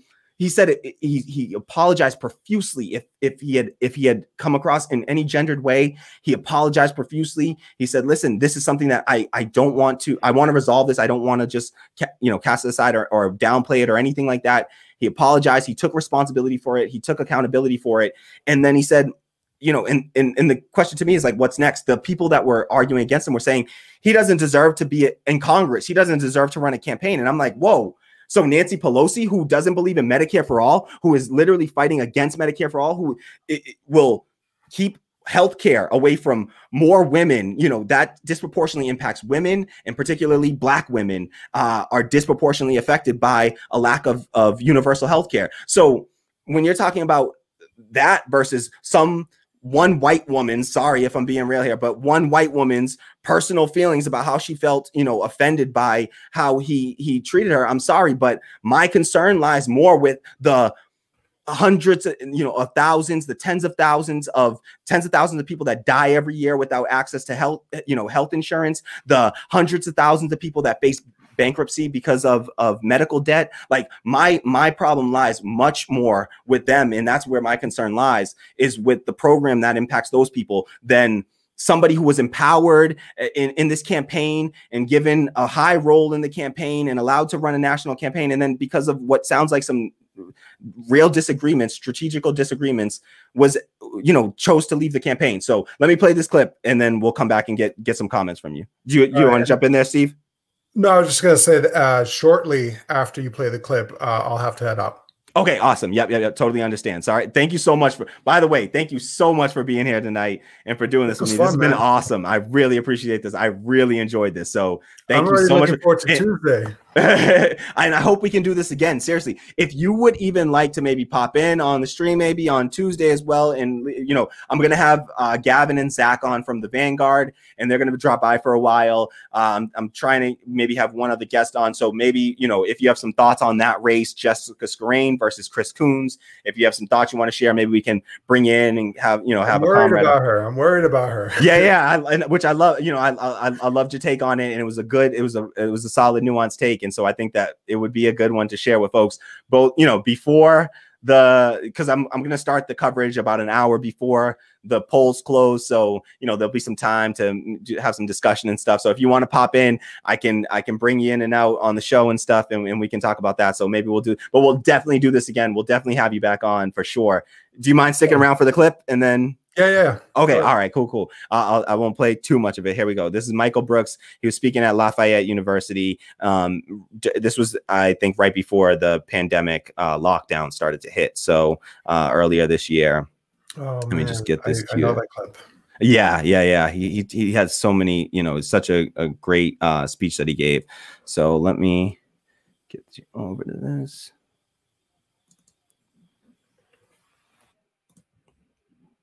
But the left has basically for decades been essentially only on college campuses in a certain way. That's a huge problem. That's a problem. There's a specific type of social training. There's a specific type of rhetorical strategy that doesn't work on most people. That's another thing that why I really would strongly distinguish between social habits and rhetoric versus substantive rights. Like you see this in groups. If somebody came to a group and said, I'll help fight for Medicare for all with you guys, but I don't want gay people here, we would say, no, you can't. No, we don't do that, period. Now, if somebody comes in and they say, hey, I want to work for Medicare for all with everybody in this group, and I thought this Bill Burr podcast was pretty funny. And somebody's like, wait, we need to process that for 15 hours. Disaster. Alienating, embarrassing, weird, not helpful. So I would make a very clear distinction between program and rhetoric. And I think also, by the way, like the socialism word, like back to your guys' concerns about Bernie winning, I'm hoping that Bernie talks a hell of a lot more about FDR than socialism over the next couple of months. I'm hoping that Bernie goes to those older folks and says, you know, look, he can't get away from the word. I'm someone who cares in the long term about that word because that's my political program. But if I was in my imaginary life, I wouldn't have to deal with that word either.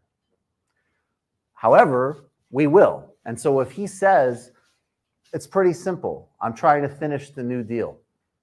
FDR talked about the 4 freedoms. That's my package. I've done that anecdotally with older voters. They go, oh, well, FDR is good. So Lula, I'm not saying to talk necessarily about President Lula to average swing voters. That guy, but that being said, no, but honestly, you know what's funny is that I know people through covering him, a former president of Brazil and political prisoner, guys come up to me at live shows who are like, you know, I mean, look, they're into my show, so they're into politics, but they're definitely not part of any type of college, academic, whatever. That guy's cool. I follow him on Instagram. The pictures of him playing soccer are awesome. You read his interview, you watch my interview with him. He's talking about how people buy beer. I had a program so people could get, you know, buy a cup of coffee. When they buy coffee, they, you know, I'm not doing it justice, but he's speaking. And I think that's another thing. You're talking about somebody who rose up from being impoverished, illiterate metal worker who lost a finger, never went to college, and then became the most popular and effective president of Brazil's history and is brilliant statesman. He wasn't trained in one of these institutions. Now, it's not black or white. Of course, people come out of these institutions who are great leadership, and we're not trying to demonize college, but no, don't embrace being part of a subculture and make a distinction between substantive rights and commitments, which are non-negotiable, and cultural practices and preferences, which just reflect your cultural training and class position, have no substance, and are probably mostly annoying. And then, so just as a follow-up question, my personal opinion, I think, you know, Facebook pages like Occupy Democrats, it's great because you watch it, you get the snaps, but it's not focusing necessarily on substantive issues and the solutions. It's buying into that subculture narrative. Right. I think that that's harmful to the greater acceptance of these ideals.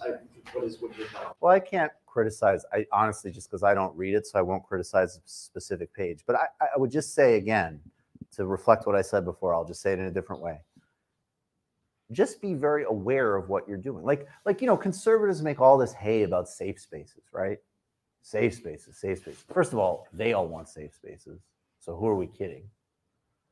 But you do have to distinguish. Look, everybody should have access to things called safe spaces in a very broad sense, in terms of very basic mutual levels of respect. And then you say, like, we're doing different things. Say, I don't know, you want to do like a social club or a spiritual thing or whatever, or a sports thing that's around a specific interest. Maybe you have it at your apartment instead of a broader, public space. Then yeah, the rules of etiquette for that can be much tighter. You want to build a mass political organization to elect somebody president or push a major piece of legislation? Again, substantive rights, non-negotiable. You cannot control the way people speak about everything. You can't control the culture that they like. You can't control how they express themselves. You can't control how they move. You can't control what they think is funny. You can't control, even within other bounds, different opinions they may or may not have, and nor should you. So I would make really strong distinctions there. And we do not want socialism to be a plaything for the rich. We want it to be a real program that gives healthcare to people and other things that people need, as well as ensuring substantive rights.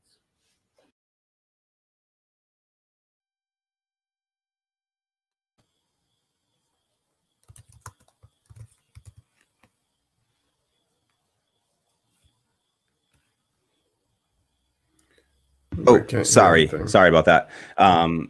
So that was sort of what he said there at the end was sort of my main point there, where it's, he just talked about, if you're building a mass political movement, you can't control how everyone speaks. You can't, if that's what we're talking about, it's going to interfere with the movement. It's going to interfere with progress. He said, initially it's alienating, it's embarrassing, it's weird, it's unhelpful when not when you're talking about substantive rights and you're talking about people's substantive rights, of course not, but that's not what Shahid Buttar, I think, was doing there. I think that he was acknowledging all those things, recognizing all of those things, but then being human, and in being human, I don't think that the solution is that we tear that person down and say they don't deserve, literally what his ex-campaign manager said, the words, he does not deserve to be in power and in Congress because he was somehow going to abuse that power, as if Nancy Pelosi isn't sitting there currently right now abusing all of us with that power and abusing that power every day, day in and day out. One of the wealthiest members of Congress isn't abusing that power and not recognizing the substantive rights versus the rhetoric, of a Shahid Buttar. And so that was sort of that's the point, that it's just about the substantive issue there versus his rhetoric. And I acknowledge, sure, maybe they are, even if benefit of the doubt, that they are right about that. And I do believe that they were telling their own truths. It's just that their response to it, to tear down the campaign, to attack him publicly, that's what I take issue with. It's like, this should have been handled internally. He said they never came to him with these issues. You never even gave him a chance to resolve this in any way. You literally, the first time he hears about it is out in public, when he's being torn down publicly in the middle of a crucial campaign. I'm just thinking the timing of it just seems politically timed as well. And I can't get behind people that are trying to, make political moves when we're talking about substantive rights that we're fighting for. So that's sort of the Brooksian take that I tried to pull from there. I don't know. How do you feel about that? Am I reaching with that? Is that a reach? No, I don't have a problem with what you're saying, the perspective that you take. It's so I'll be honest and say that my opinion was heavily influenced by the perception that Ryan Grimm co-wrote that article. I go back and I look at the article now. I'm like, where's his name? I don't know if I just like somehow, because like, you know, sometimes I lose sleep and I am mixing things up. I see that he's co-written plenty of articles. It wasn't that one. I don't know if he retracted it. I have no idea. Yeah. And so now I'm thinking like, oh shit, what did I do?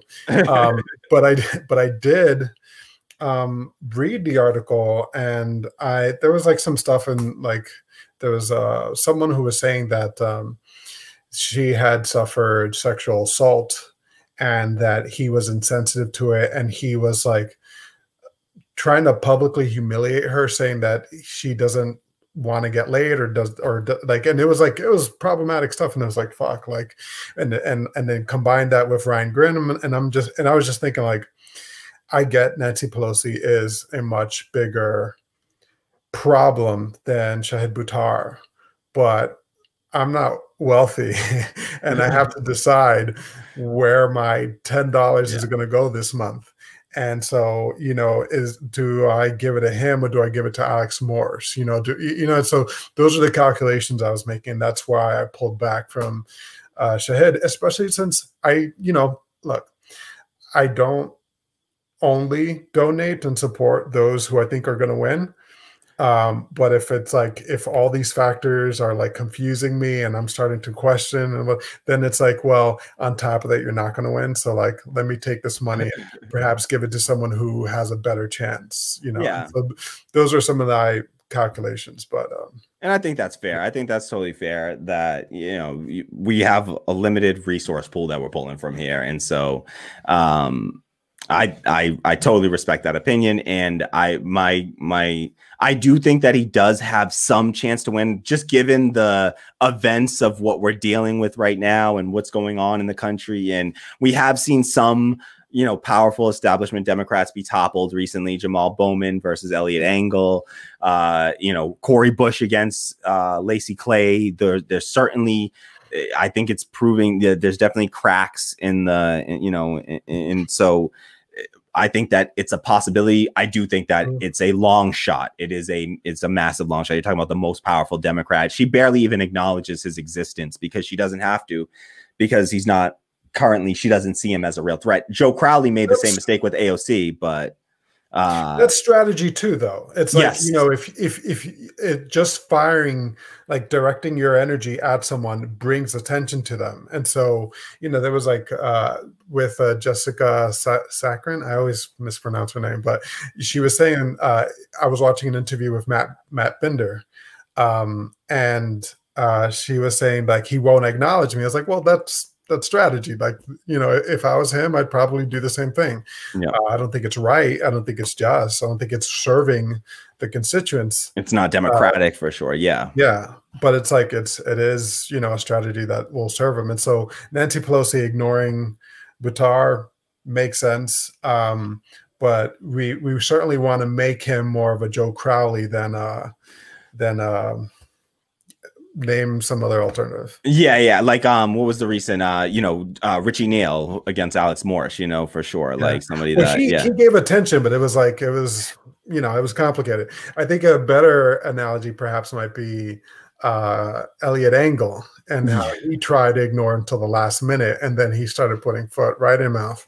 Exactly. With the hot mic moment. I mean, he absolutely just stepped in it. And so I think that was the turning point in the campaign for sure. It's when it made Jamal Bowman a national story and Elliot Engel a national story. And so I definitely think that went a long way. And Nancy Pelosi hasn't had any of those moments per se. I mean, she had the sort of like the ice cream moment and the sort of the Marie Antoinette type, you know, like Nancy Antoinette, they were calling her, of the just like let them eat cake, you know, let them eat ice cream sort of moment. So yeah, no, absolutely. So I thank you so much for coming on here today. I really appreciate that, Steve. It has been so great talking to you. This has been a real pleasure. So I really do hope that you will join us again sometime in the near future. We'll talk offline and try to have you back on soon. And I hope that some of our other comrades will come on here and we'll do the same, you know, step into into the hot seat here and join us. What up, America? Yes, we need What Up on here. I want X on here, but he's too much of an enigma. I don't know. We'd have to do one of those like silhouette views, and it wouldn't have to. So we'll figure out something for you too, X. Don't worry, we'll get you on here. Exactly. Yeah. So we'll do it. We'll make it happen. But thank you so much, Steve. We really, really appreciate it. Thank you so much for coming on. Steve Alvarez, everyone, Patreon patron, great member of the community. Thank you so much, Steve. And we hope to have you back again soon. Really appreciate it. All right. Enjoy the rest of your show. All right, brother. Take care. All right, everyone. That was Steve Alvarez. Thank you so much to everyone for joining us here. That was really awesome, really fun. I hope that we will have some more of you folks for real. I hope that more folks will join us like that. It is, it's great to talk to folks in the community and to have those kinds of engaging discussions there. So I absolutely love that. So thank you so much. Do we have some comments we want to get to here? Tammy is going to check through and grab us some comments. Thank you so much to everyone for commenting. Sorry that this is like we said, this is a first time doing this for us. So we're figuring this out. It's going to be a little rocky the first few times. We're going to have some more guests on Tuesday for the live election coverage. So we'll get better as we go. You gotta bear with us. There'll be some rough patches, but we're learning. We're winging it here, but we're learning. So bear with us. Shin Sung says, unfortunately, I don't believe Shahid is going to win. He only got 18% of the vote last time. It would take a miracle for him to win this time. Listen, I know, yeah, that's a bit of a long shot there, especially with 18%. But I think that you look at the Cori Bush, she got like 30% the first time, and then she won the second time. Like, it can happen. It takes multiple times to, especially when you're running against powerful people like that. And so What Up America says, I disagree. I don't see a reason Shahid doesn't still have a chance. I agree. I think that What Up America says, this is Pelosi meddling. I don't care what Shahid's campaign says. Yeah, Shahid has been so good on this issue. And he says, which is not perfect. I will admit. Same. I feel the same. It's not a perfect campaign by any stretch of the imagination, but it's definitely there's definitely some political machinations going on behind the scenes. So we should definitely be wary of that and be just cognizant of that. So yeah, I agree with what up there, that I do think that Shahid has a real chance. I think that, especially given the climate of what's going on, no pun intended, but given the climate, I mean, the fact that California is literally on fire right now, and people are walking out to like apocalyptic orange skies, and like, I mean, that's enough to shock some people into voting a little differently. So I do think that Shahid Buttar has a real chance, and I honestly think his chances are a lot better if the left doesn't abandon him. We can't abandon him and then turn around and say, well, he didn't do that well. Well, of course, we all, took off at the first signs of trouble, not saying, not trying to mischaracterize Steve's position as that, not at all. But I'm just saying, to completely abandon it, to not pay attention or give him a second chance or to look back into this, that would be a real travesty. That would be a real mistake. And that's what Nancy Pelosi wants. Is that, do you want to be giving more power to Nancy Pelosi? Is that what you want to do? If so, then ignore Shahid Buttar's campaign at our own peril and all of our own peril. So this would be bigger than anything. If Shahid Buttar won, it would be bigger than AOC. He is absolutely a staunch leftist, and he agrees with us on all the issues. So why? What are we doing? Are we trying to win? Are we trying to be like, Fox News? Or are we trying to be like, just like off there and having no, impact whatsoever, and not being able to actually change the discourse in any way? So I agree with what up there. I do think that Shahid Buttar still has a chance, and he has a better chance with us on his side, fighting on his side. So that's what I plan to do. I'm still donating. I have a recurring monthly donation to Shahid Buttar's campaign. I give him a few bucks every time I got a little extra something. I encourage everyone to donate to Shahid Buttar's campaign. Like I said, disclosed, I have definitely been a supporter of his. I didn't waver in that. I have been continuing to support him throughout this. In fact, I gave him more money. I think I gave him a $50 donation when those allegations, when everything sort of started to arise and become a problem, the worker mistreatment stuff just really, and something that I didn't get to point out with Steve that I wanted to mention that I didn't get to mention while Steve was here. So sorry, I didn't get to mention this, Steve, just slipped my mind. But one thing that somebody came out, some of the campaign staff came out and said that they tried to get in touch with that person, Akilah Lacey, I think that her name is, Akilah Lacey. Yeah, so Akilah Lacey is the one that wrote that article in The Intercept that we're referring to. And staffers tried to get in touch with her apparently, or made statements to her, and they said their statements were not printed. The people that made statements that were friendly to the campaign, their statements did not get printed in this story. And so it just, something doesn't smell right to me. And so that's where I take an issue with stuff like that, when you have people from the campaign and other voices coming in saying, listen, that what they're saying, that's not what it was like. And here I am, a woman of color, lower down, less power in the campaign, and I'm saying it wasn't Shahid Buttar that was the issue, but it was the campaign staff that were the issue. It was the campaign staff that were being racist and, you know, in sort of classist in a way. And so that's where I think that we got to pay attention to that. There's a woman that came out, I think her name is Gloria Berry. I'm like 99% sure her name was Gloria Berry, and she made a statement about this. And so check it out, and you should check out the video that I did on Shahid Buttar, and I hope to cover that race again and cover this stuff again. I just haven't had the time. I wanted to have Kwame back on to discuss. So you know what? We're gonna have Kwame on soon to discuss the Shahid Buttar follow-up story, and maybe we can bring Steve into that conversation as well. So, all right, do we have some more comments we want to get to? Thank you for those comments, Shannon. What up? Appreciate that. Bob Mama says, talk about the policy, not the person. Yes, Bob Mama. Yes, Bob Mama. I agree 100%. Like, we got to focus on the policy, not policy over personality. Like, that's what I'm focused on. If we're not, I just don't think that we're talking about a winning strategy here. I don't think that we're going to win this way. And that's my concern. I'm concerned with the left winning. I want to build power on the left. Not for the sake of power, but for the sake of substantive human rights. I know I keep saying that word, and I'm going to keep hammering that point home. I will continue to say the word substantive human rights, because that's what matters. It's rhetoric over substantive rights. I mean, sorry. Whoa. It's absolute opposite. It's substantive rights over rhetoric. All right. So you see it's getting late here, folks. Obviously, it's almost 11 p.m. Eastern time. That's where we are. So thank you so much to What Up. What Up America says, hey, amazing stream. Great work. Thank you so much to What Up. Thank you so much to Steve. It really was a really awesome stream. So thank you so much. So X says, hey, that's really flattering. Thanks. It's crossed my mind to jump on there with you. I definitely want the silhouette treatment. I love it. Thank you. Thank you, X. Seriously, I want to have you on. So if we got to set some up, seriously, you can just like, we'll get like Tammy will make a cool thumbnail for you with your logo and stuff. We'll make a little thumbnail or something for you, and you can just use that thumbnail as your thing. You don't have to show your face or anything like whoop, whoops. So you don't have to show your face. Don't worry. You want to show your face, X. We will hide you if you want to remain anonymous. That is totally fine, totally understandable.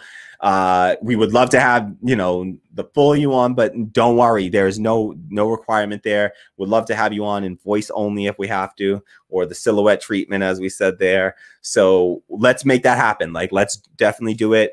I want to have more of the comrades on. This is what this is about. And I want to make this platform as democratic as possible. And that means bringing a lot of voices, getting, you know, good information out there, and getting a lot of different voices in here. And so, yes, thank you so much to What Up America for compliments on the stream. Thank you so much to X for being willing to join us. So I really look forward to that. We will make that happen. I promise you, we will have you on here. I'm going to figure out too, like Tim Black, he does something where he has people call in, and he has a phone number that you can call into. Like, I'm going to set all that up. I think in order to do the phone calls though, I'm fairly certain it requires like a a big jump up in equipment for us to do the phone calls. From what I understand from people that I've talked to, it requires a switchboard. So it's another piece of equipment. I need like some MIDI software to be able to plug in the audio from the phone call to plug it into the stream. So that's going to require some fundraising. We're going to need to increase funding. So please support the show. Patreon.com/radical democracy. X says Shahid Buttar was on TMR today as an all-day guest, FYI. The Majority Report, really? Oh, that's awesome. On Friday. Okay, that's really cool. I did see that, actually. You're right. And I did see that. I haven't gotten a chance to watch it. So I'm definitely going to watch that stream to see Shahid Buttar on there. That's awesome. And I had made the point before I saw that stream originally, I made the point that I was like, it sucks because Shahid Buttar, now that this stuff happened, all that he gets asked about is these allegations, and nobody's focusing on the policy anymore. And he has amazing policies. One that I'll point out is just like the fact that he's changed my position on the idea of like body cameras on cops. I believe now, based on what he's, the statistical empirical evidence he's laid out, that they do more harm than good. Body cameras, they're used against people much more frequently than they're used in the favor of civilians. And so I do not support them. They're just an invasion of privacy. Cops will turn them off whenever they do anything wrong and leave them on in the case of like, oh, they come up on you and you like toss a bag of weed out your window and they don't see it, in person, but then they look at their body cam footage and they see you do that and they can like charge you for shit and like hear, catching audio, I think, but I don't know. All of them don't have audio on them. And so, yeah, I'm definitely, but a lot, they're just supposed to have audio on there. And so they can catch you saying things and use that against you in court. So body cameras I'm against, but that's a position that Shahid Buttar takes. And he hasn't had a chance to argue for policies recently because he's been having to deal with these allegations and it detracts from the conversation. And so, yeah, that was when I saw that he was the all-day guest on there, I was like, okay, good. That probably means that he actually gets a chance to talk policy and not be bogged down with these stupid allegations. And it looks like people are focusing on the right thing. So that's awesome. That is awesome. So, right. X says, thing about the progressives that can't be denied, we're gaining ground in Congress. Like, that's so true. And the left has a bad habit of not celebrating our victories when they happen. We got to get better about celebrating our victories on the left, acknowledging these things, taking some time out to celebrate and say, yes, we won this. We're doing good. Progress is happening. We are making progress.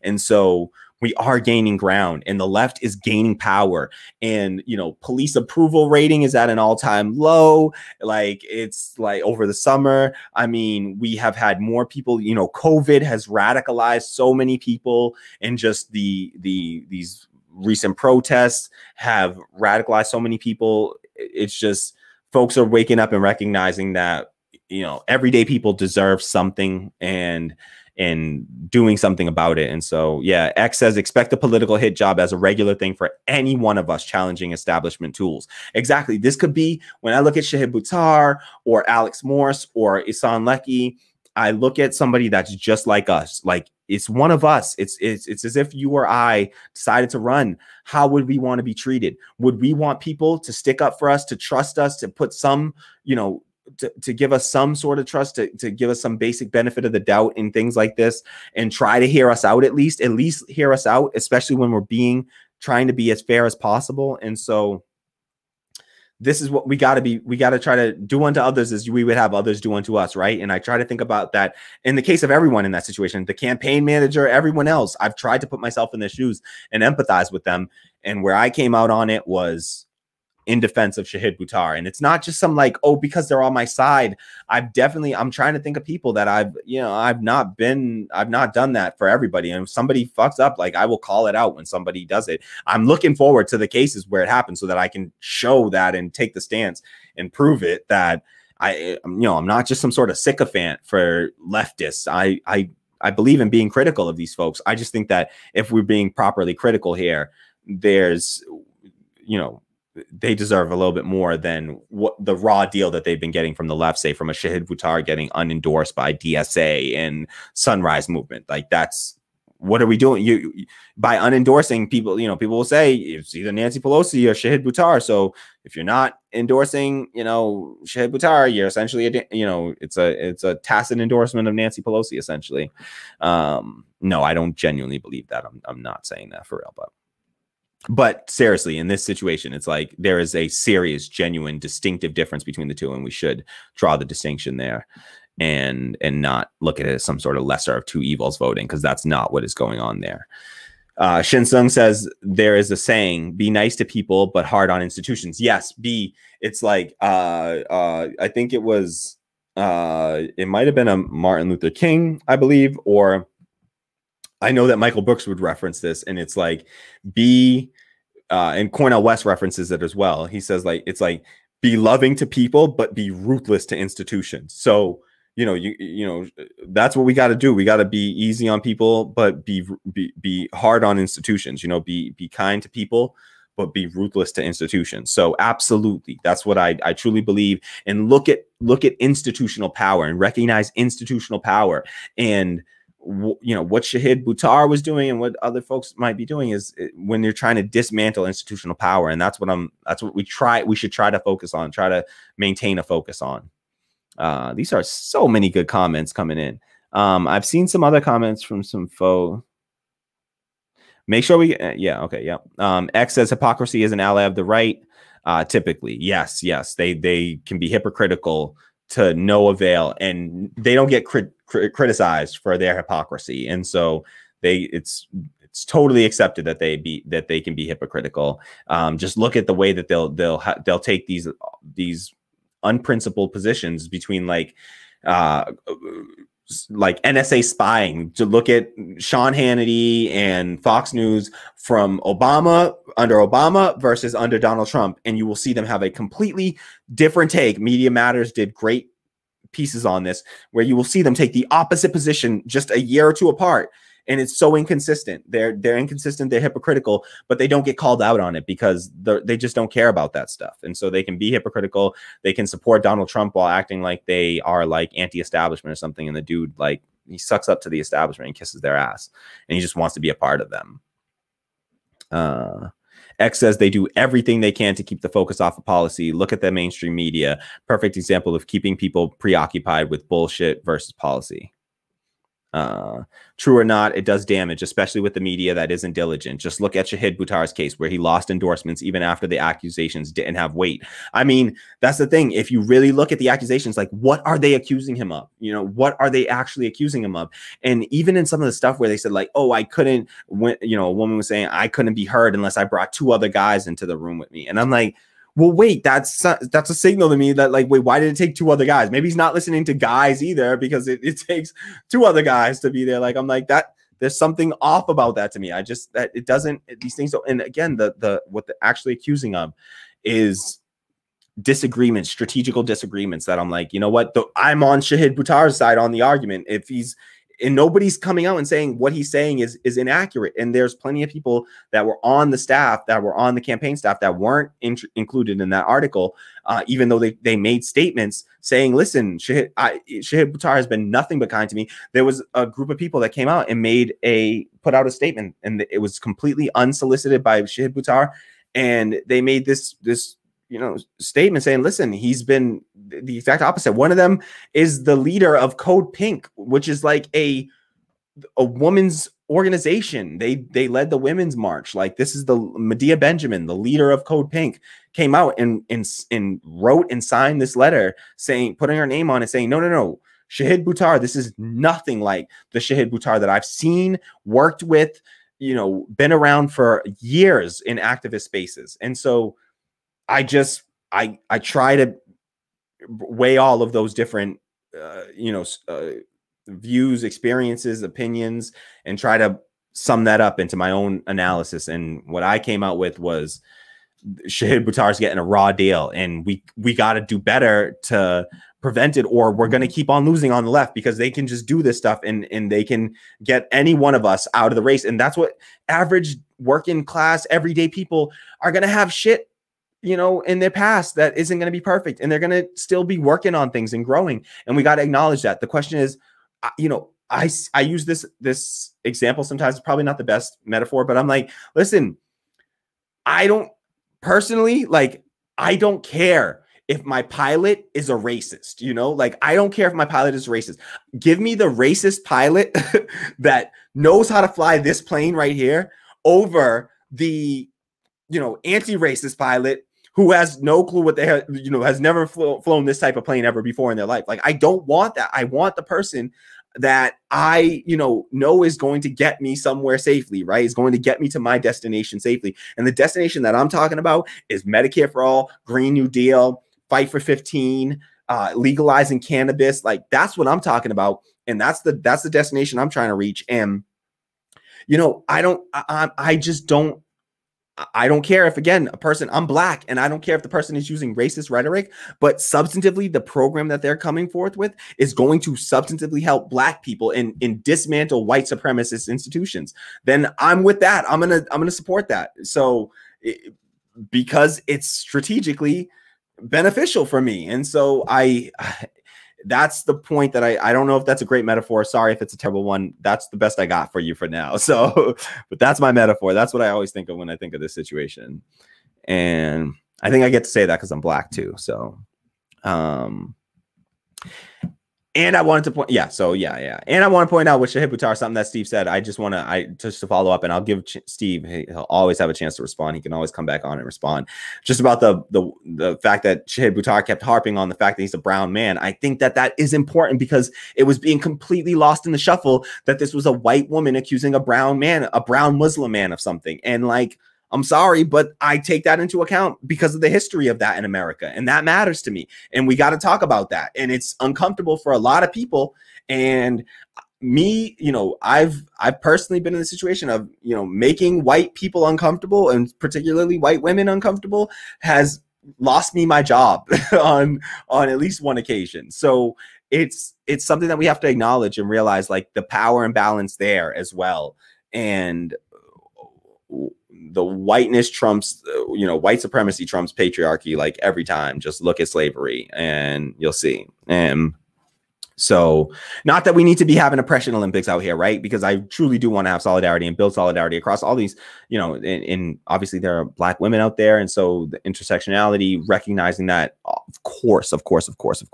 So, all right, just don't want to, like, rile anyone up too much. I know I can be a little controversial at times. So, do we have any other comments that we want to get to? I see you.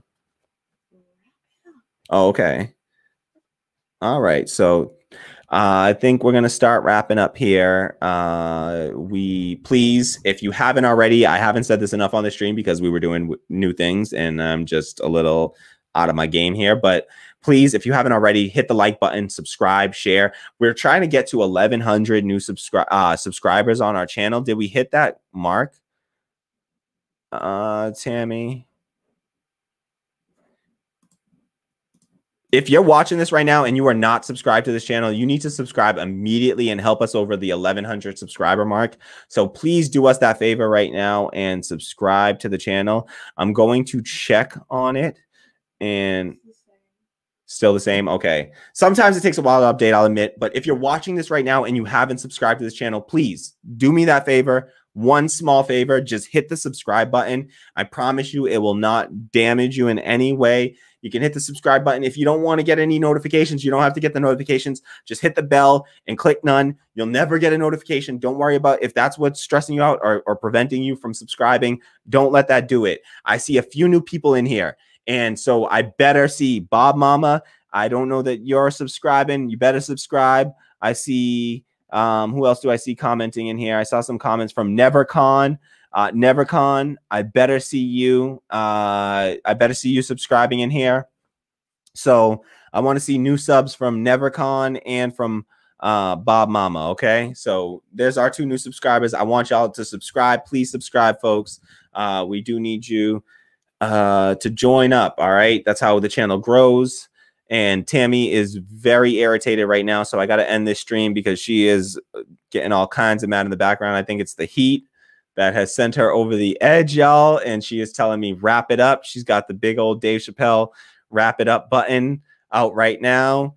and I'm being told wrap it up. So folks, I'm gonna have to wrap this stream up because the boss says so. Can I read a couple more of these comments, please? But please, if you haven't already, like, subscribe, share. I need you to subscribe. Like for sure. Subscribe right now. Like, seriously, if you're watching this and you are not subscribed, subscribe. I know a few of you are like minutes, hours, whatever, an hour behind, whatever. When you listen to this part, you subscribe immediately and we will appreciate it. Okay. What Up America says, I'm a white dude and I believe all these perspectives need to be acknowledged and accounted for. Show that solidarity. Absolutely. Thank you so much, What Up America. Really appreciate your support and supporting Black Left Media too. And I really appreciate that. That is deeply appreciated. Thank you so much. Shout out to What Up America, and who is working on an intro song for this channel. And I've already heard the beat and it's dope. I love it. It's already dope. It's so dope. I hope you saw my message. What up? That was amazing. Amazing work. Keep up the awesome work. We need somebody to sing some vocals. If anybody can sing we need a Jamaican or preferably a Black person to ideally a Jamaican or a West Indian to sing some vocals for a song that What Up America wrote, you know, and produced this track. It's fucking awesome. The lyrics were dope. It's like he wrote a whole damn song for us. Like, we got to make it happen. So thank you so much to What Up America. And Donka Shea says, I love Jimmy Dore. I accept that. Donka Shea. You do not have to stop loving Jimmy Dore. All you have to do is start loving me too, okay? And we will be totally cool. Donka, what I need you to do right now is to subscribe, all right, Donka? I want to see a new subscription from Donka Shea. Please like, subscribe, and you can share this out as well. We're at the end of the stream, but still share this out. But it's so crucial to subscribe. I need 2 more subscribers to get to 1,100. Check that out for me, Tammy. Are we over the 1,100 mark? Did anyone listen? Sometimes it's not. It doesn't. I won't blame you guys. Don't worry. It's not always up to date. So I'm not going to blame you. Thank you to everyone that showed up for this stream today. If you can afford to, please do us a real massive favor and support us on Patreon, patreon.com/radicaldemocracy. There's a link in the description box below. Please, if you can afford it, even $1 a month, if you can afford, as low as $1 a month, whatever you can afford, support the show. Shout out to our newest Patreon subscriber, Brian Dew. Thank you so much to Brian. He dropped into the stream tonight, dropped a comment in here. Appreciate the comment from Brian. Appreciate the support from Brian. Please be like Brian, folks. All right. We all need to be like Brian. Support the show. Support independent Black Left Media.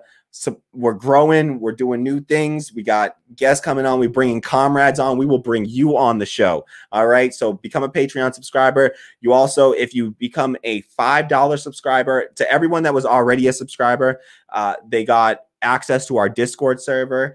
And if you become a $5 subscriber or more now, you will also gain access to our Discord server where you can chat with us and we do whatever. We will talk, we will plan, we will do all kinds of fun stuff, get a little behind the scenes access, a little bit more direct access, and some community chat, community discussion going. So please join our Patreon community, join our Discord server, you know, sign up for $5 a month if you want to. You'll get an invite link to the Discord server and you can come and shoot the shit with us and chat with us. And it's just a fun little place to be. And we'll also do some planning and some strategy and all kinds of community building, whatever we got to do.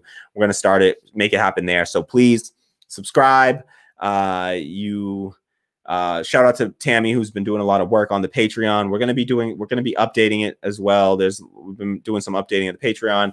We'll try to keep the content going on there as well. I don't know how many people actually use Patreon, but we'll try to keep it up to date because I've been slacking really hard. Just still managing a lot. This is why we need help. We need your support. Fund the show so that we can get this support, hire some folks to help us out. So support us. One-time tips on coffee.com/radicaldemocracy. I should have had that page up today while I was doing this to make sure that to see if Tammy always has it open. See, so I don't even have to worry about these things. Tammy's always 2 steps ahead. So she's been keeping an eye out. Please tip us on Patreon. It's in place of our super chat. We don't have super chats enabled from YouTube. So if you'd like to send us a tip, please, please tip us on coffee, coffee.com/radical democracy, ko-fi.com/radical democracy. You can also find a link to that in the description box below. If you're lazy like I am, just click the link in the description box below. Head over there right now. Donate a few dollars. Just do it. Don't hesitate. Also, subscribe if you haven't already. I need everyone here to subscribe. So we're going to wind things down. We're going to head out soon. Bob Mama says, check out Shahid Buttar's TED Talk. Okay, I will jot that down. Look at, I'm jotting right now. Shahid Buttar TED Talk. Okay. All right, I'll definitely check that out, and maybe we can cover that and see. I look forward to seeing what he chatted about. So thank you so much for that, Bob Mama. I hope you took my advice, Bob Mama. Do me a favor back. Subscribe to the channel if you haven't subscribed already. And sorry if I'm right, if I'm bugging you here. I know I'm just teasing. Don't take it personally here. But subscribe if you haven't already. I do mean that. So thank you so much to everyone who commented today. Thank you so much again to Steve Alvarez for joining us. That was courageous of him to be the first guest on the show. Anything could have gone wrong there. I could have been a horrendous person to my guest, who knows? And he still had the courage to join me here. I hope I treated him well and that he'll join us again. And I hope that some of you will also join me soon for a Comrade comments segment.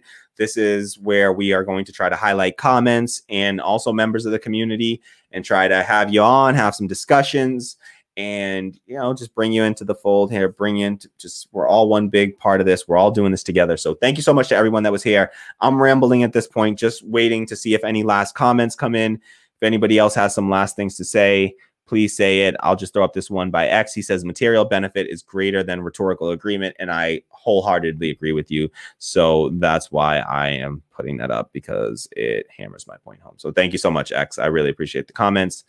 And thank you so much to everyone that joined us today. We had a great stream. We just picked up, I'm confident that we just picked up at least another 30 hours of watch time. We're on this trek to get to what is it, 4,000 hours. We are like 470 away. After today's stream, I'm going to bet that we are less than 450 hours away from hitting that goal. Thank you so much to everyone. Bob Mama says I'm subbed. Thank you so much, Bob Mama, for being subbed. You're probably already subbed. I'm sorry. I think I almost remember Bob Mama. I think you might have a new icon there, but maybe I might be misremembering. But Bob Mama might have commented in the past as well. Thank you so much to Bob Mama for being subbed. Please, everyone else, sub if you haven't already. Thank you so much for being here. We're going to do another conversation soon. Steve had raised some great points. I'd like to talk about Nina Turner 2024, the possibility for that and implications around that, how we feel about that on the left. So would like to have some discussion about that. Also, would love to discuss some third party politics versus reforming the Democratic Party, how we feel about that on the left as well. I will likely be discussing that a little bit when I have Zach and Gavin on from the Vanguard on Tuesday. So look out for that. 7 p.m. to 11 p.m. Eastern time on this Tuesday, September 15th. We are going to be covering, from 7 p.m. to 11 p.m. That's 1 hour before the polls close in Delaware. We're going to be covering from 7 p.m. to 11 p.m. The Delaware Senate primary is what we'll be focusing on. The Delaware primaries are going on, but we're going to be focusing on the Senate primary between Jessica Skarain and Chris Coons. So we will be focused on that race. We'll be doing live election results. We will have Zach and Gavin on. Maybe Steve will come back on to chat for a bit. So we're going to have we'll have a few guests on. We'll also just be doing our usual thing, chat, and please come join us, chat, and join in the conversation. And hopefully we'll be celebrating a Jessica Skarain victory, but it is a long shot. Hope you all support her campaign, JustForDelaware.com. You can go there, donate, support whatever way you can. And I definitely, it should be fun being there with y'all, watching those results roll in. So please join me for that. Join us for that. Maybe Tammy will chat with us a little bit during that stream. We'll see. So, all right. Thank you so much to everyone. we are going to wrap it here. Shout out to everyone that commented today. Shout out to our Donka. I think this was the first time you commented, Donka Shea. Thank you so much for all the comments. I really appreciate them. I know we had different opinions on Jimmy Dore for some of that, but please know that this is a space for, you know, discussion and left unity. And so we really want you to be here and join in on these discussions some more in the future. We love folks that love Jimmy still. Don't worry about it. I still got a soft spot for Jimmy Dore. Don't worry. Don't worry. You can come back and join us. You should come back and join us again soon. I hope to see you all on Tuesday. Shout out to all. Thank you so much. Any last? Okay. Bob Mama says, oh, Bob Mama says, explain how to contribute to the view hours. So yeah, contributing to the view hours, it's literally by watching the videos. It doesn't matter what speed you're watching them on. It's the actual time you spend, you know, with the video on. So, you know, watching the videos is the best way to contribute to the view hours. The ideal way to do it, if you just want to game the system, is, you know, go to one of the playlists, like the playlist, any playlist of mine. I have playlists for, you can put on one video and you can right click and you can hit loop, or you can put on a playlist and you can just play a playlist and you can put the playlist on loop or random, and you just play the playlist and let it run. Put it on mute if on a tab, just run it on a tab on your computer, mute it and walk away, or just watch something else and let the stream run in the background muted. You don't even have to listen to my annoying voice. And that is the best way to support the show right now, is through contributing to those watch hours. So literally just letting the content and letting the videos run on whatever accounts you're subbed on. That's what gets the view hours up. So if you, whatever videos you watch, you know, again, the easiest way to do it is to either put a video on loop. You just right click on the video and there's an option that says loop if you're watching on a laptop or a computer. Or if you just go into a playlist, you can just put the playlist on loop or random, and you can put on any playlist. I have some playlists with, like, say, if you watch my whole, if you put on my whole playlist for all of my full episodes, there's like 40 hours or something on there just alone of episode time. And so, you know, one person can add to that and could help us get up there. So please support us in that way. Thank you so much for the question, Bob Mama. Great question. Really appreciate it. And thank you for looking for ways to support the show. If anyone else wants to do that, please, that is a massive support for the show. We are so close. 400 hours is like, we're right there. I mean, if 10 people watch 40 hours each over the next week, we will hit the 4,000 mark in the next week. But the live stream on Tuesday should be a really, the last live stream that we did for election results, we got about over 150 watch hours in a single live stream. So that live stream, I don't expect it to be as big for the Delaware primary as it was for the Massachusetts. I mean, you had Ed Markey versus Joe Kennedy, and you had Alex Morse and Isan Leckie even in that race for Kennedy's old seat. So with Jacob Auchincloss. So there was a little bit more intrigue in the Massachusetts primary. I don't expect quite as much participate, you know, quite as busy of a live stream, but I do expect to get, I won't be surprised to see it hit, you know, potentially 1,000 views and over 100 watch hours in a single stream. So join us for that event Tuesday, September 15th, this coming Tuesday from 7 p.m. to 11 p.m. Eastern. And we'll probably, you know, we might run it a little bit longer if Tammy's not sick of me by then. And if everybody's not tired of dealing with my annoying voice, then we'll do it. Okay. So that's it. Thank you so much to everyone. Shout out. Love you all. Thank you so much for being here. Please support the show in every way you can. I appreciate it deeply. And I look forward to doing this again with everyone. Steve Alvarez, love you. Thank you so much for being here. And that's that, folks.